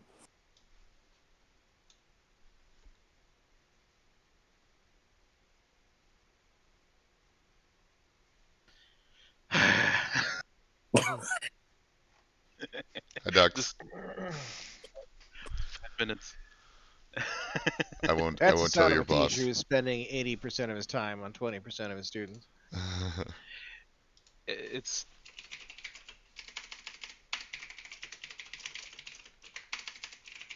uh, 1 second. I have a double tone here. Okay. So you need this tool only extracts the data you need to enter in this line, Okay. right? Back row. And it only so you execute the this tool, hmm then you already started the sim, so that's okay. And if you go to your hangar and select an airplane there, it shows you the data for that airplane. Oh, okay, so Then I you said, go into hold on, into the thing hold and on, make hold sure. on. I need clarification before we get too far. So when you say hangar, you mean my hangar in the sim? Correct. Okay, because I wasn't sure if it was the hangar in NeoFly or what you're referring No, to there. no. Yeah, that's yeah. Okay, Okay, sorry. no, it's all good. I'll reload the sim here. So I have to download this GitHub thing.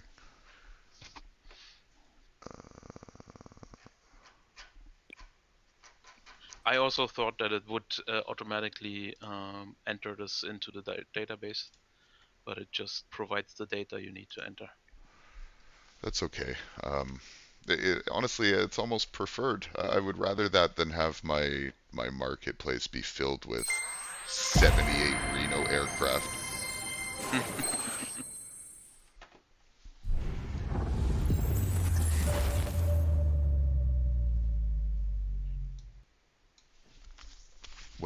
When you had entered a couple of your aircraft, did you find them difficult to come across, or were they just kind of scattered everywhere? They are still scattered everywhere, Okay. but you at least find them. Do you have any idea or hints as to how it determines how much they cost? No idea. So I've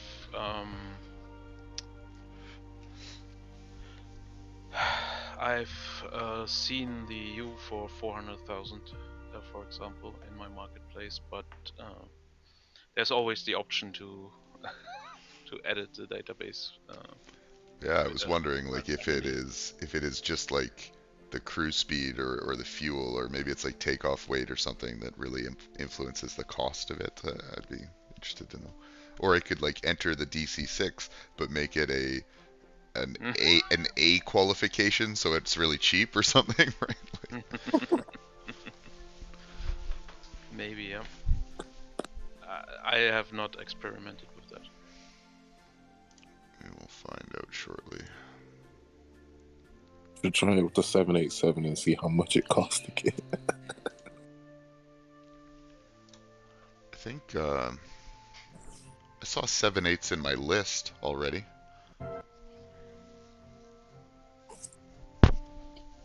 Weren't they the ones that were like 26 million or something? Holy fuck, that's a steal for a 7.8.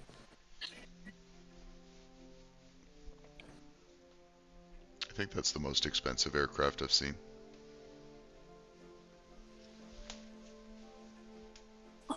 Then again, if they put it at its actual price, I don't think anybody would be able to.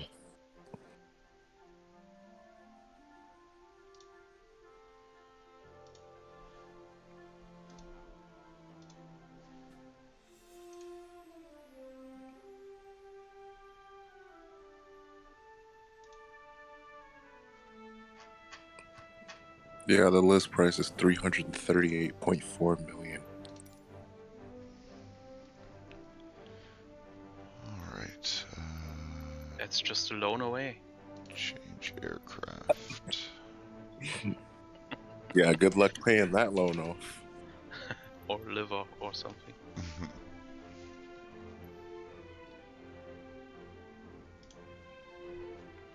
We've got to get the cargo version, right? That's for sure. Of course. 50,000 pounds cargo. God damn it. Make this easy for me. I downloaded the GitHub thing. I extracted it. What do I click on to make it work? The executable? I mean, I don't see an executable.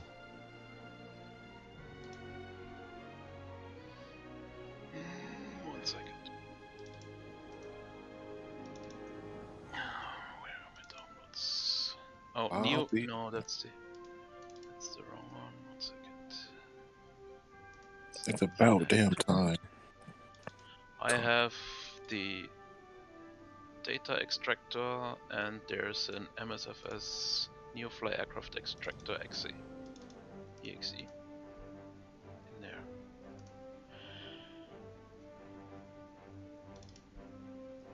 How about I just send you this zip file?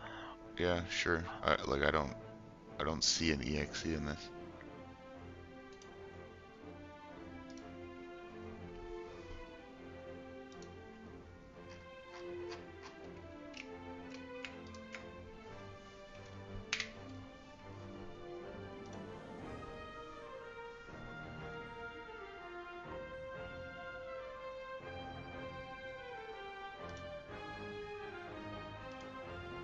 Did it go through?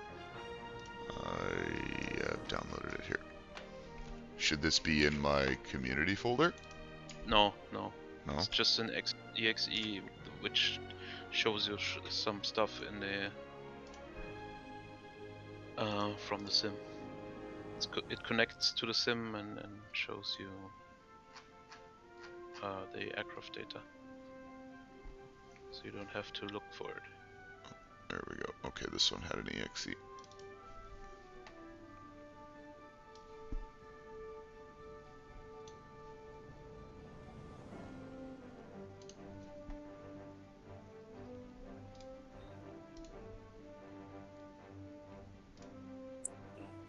You know, finally updated the Sequoia. It's about time. So, I'm just going to show this on my stream. This is basically what it does. It pulls up this command line, which pulls all this information off the flight sim in the hangar, so that you can enter it in to this NeoFly section here. So that's what I'm going to do. Fantastic. The cargo thing can even take one passenger. Oh. It's your co-pilot. Yeah, and if you go to change aircraft F11 in the sim, then it shows you the another one below that. So if you select, I don't know. So I have to enter. The twin order is not there, I think. So just select the twin order. Yeah. This will not go away, so you just have another line of current aircraft. So you can select all the data at once you need for all the aircraft you want to add. Do I have to add the aircraft per livery, or is there a way to get liveries separately? I don't know actually if the liveries are. Because I noticed that the name for this PMDG includes the livery specifically. Like PMDG House is the livery that it is. Yeah, then you might have to select the right livery, which is F12 in a sim. F12? Oh, nice. Okay. Let's see which one we want.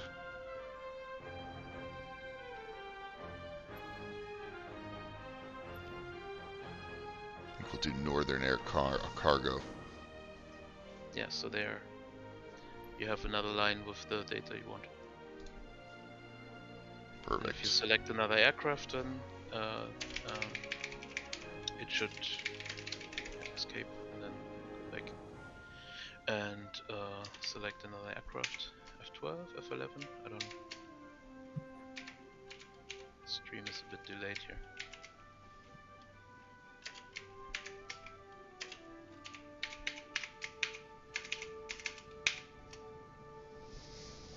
Okay, type prop, engines, 4, category B, cruise speed, range unknown. Uh-oh. Yeah, that one you can Google, I think. It's easier. It's I've read something like if you bought it somewhere else, it might be included, but if it's from the in-game store, it doesn't give you the data, or there's no EULA appropriate way to get this data from the aircraft either. So.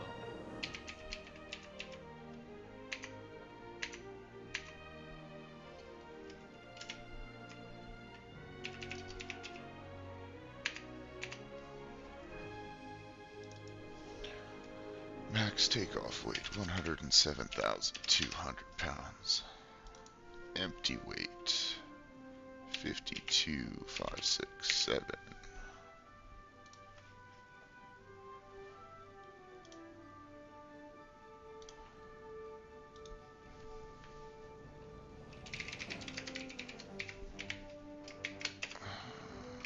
And I have no idea what's the difference between the first and the second button is. Save and enter into database seem to do the same thing. The range, as it's shown here, is going to be nautical miles, right? Yeah, probably. Okay, so I need kilometers to nautical miles. Oh, this is giving me kilometers to nanometers.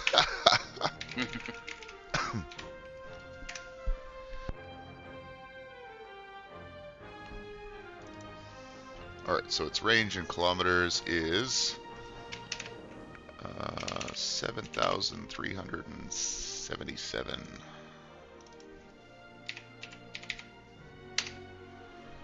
Which is a range of just shy of 4,000 nautical miles. So I'm going to say 3950 to be safe.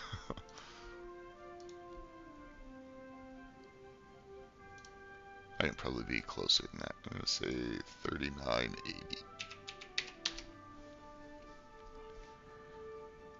Okay, done. Add. Add aircraft to the database. Go.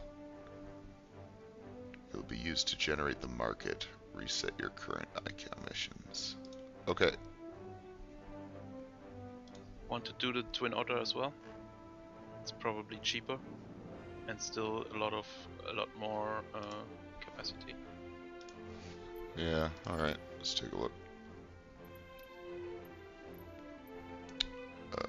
F11 is change aircraft. Otter doesn't bring anything up. I can never remember what it is. Oh.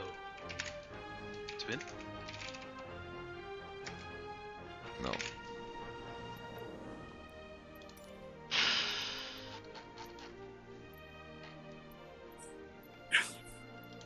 Turboprop? No, it's not a turboprop, is it? Yeah. Oh yeah, the DHC6, right? You think that'd be something I'd be able to remember? Let's do this one. Oh, it's not going to give me anything, I bet. Alright, guys, I'm about to get ready for my day. I'll speak to you fellas later. Alright, dude. Take care. Oh, it is a turboprop category D. Yeah.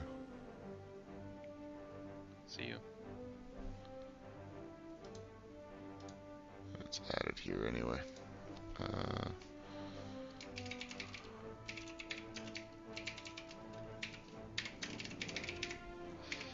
Alright, I gotta go back to work. Alright, man. I appreciate it. You're welcome. See you. Cheers.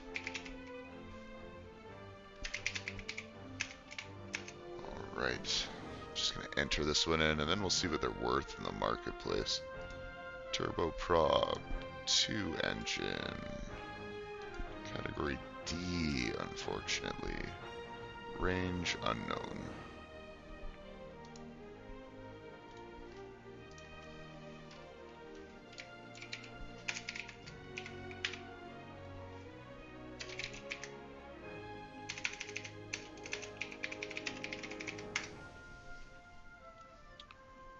Says here our range is 1427.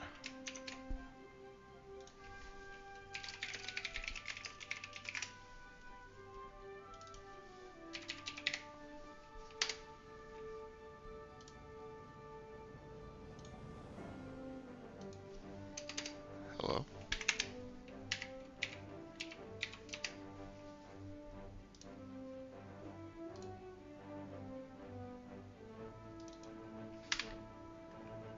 Weird. Okay, 1427 is a range of 770 nautical miles.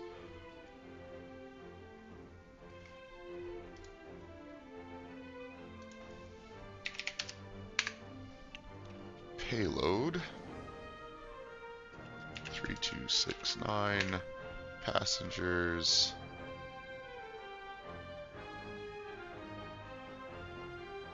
0 seems like the opposite of what I was hoping for, but alright. Passengers 0. Cruise speed 140. Fuel.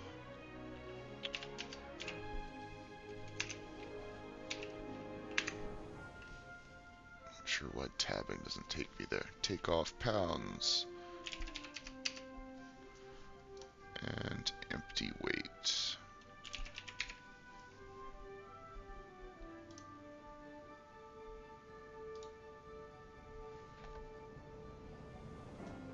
Okay, I think that's a good place to start. Let's see how much those cost when we load back in here now. Close off some of these.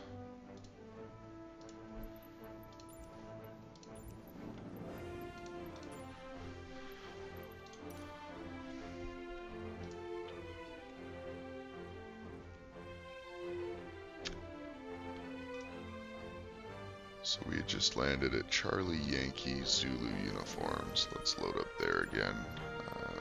We are in the 152.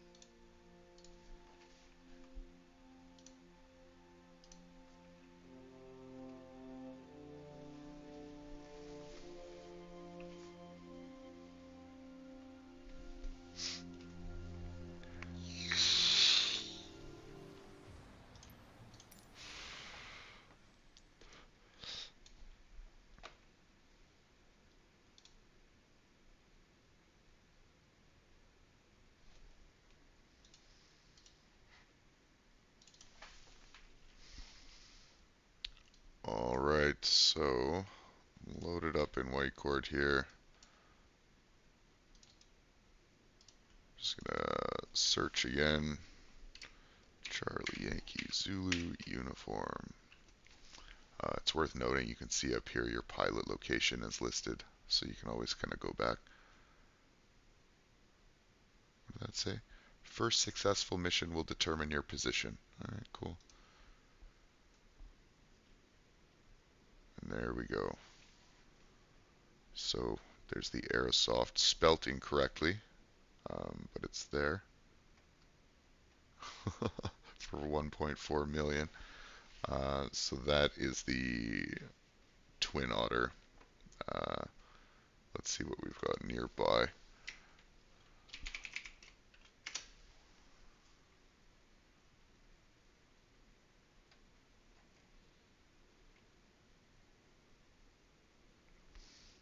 Nothing there.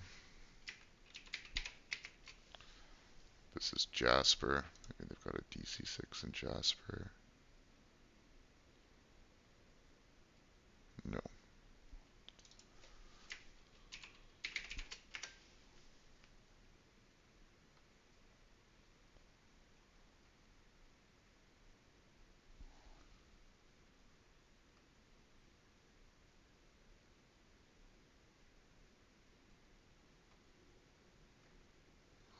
So the Aerosoft one seems to be showing up. We're going to keep looking, see if we can find...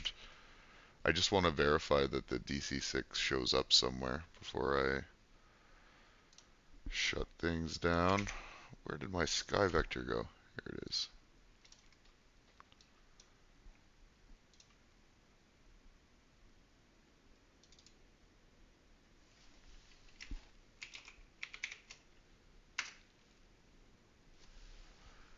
There we go. Okay, so you can see available here is the PMDG DC-6A Northern Air Cargo. Very cheap. Holy. Where is this? Sierra Delta Quebec uniform? I don't even know where that is.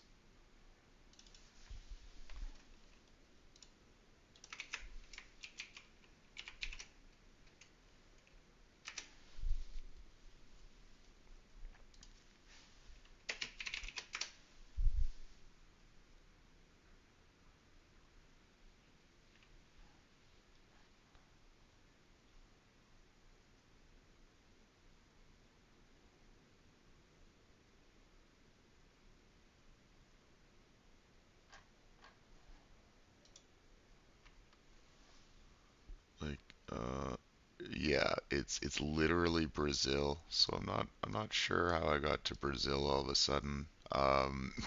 We don't want to go to Brazil.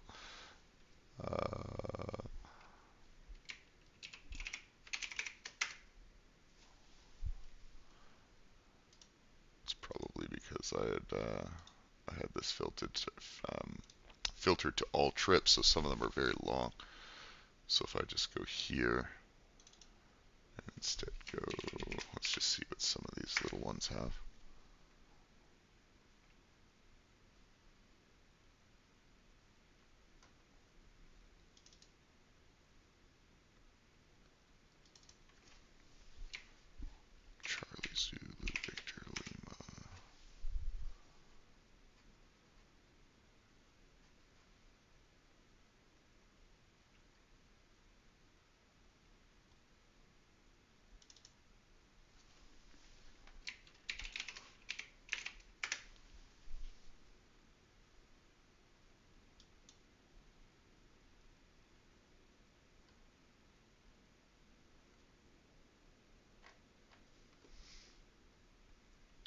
DC6 seems rare.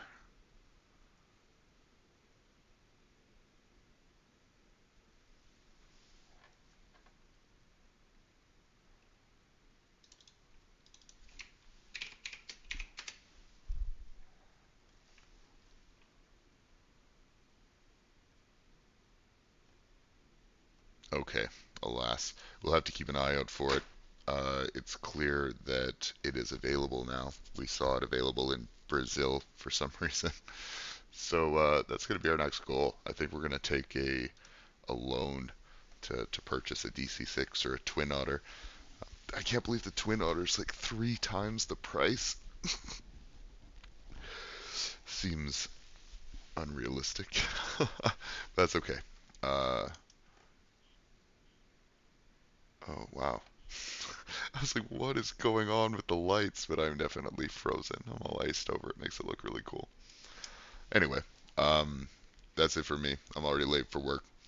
Thanks for everyone who tuned in. I will definitely be here again tomorrow morning. Check out the VODs on YouTube. Bye.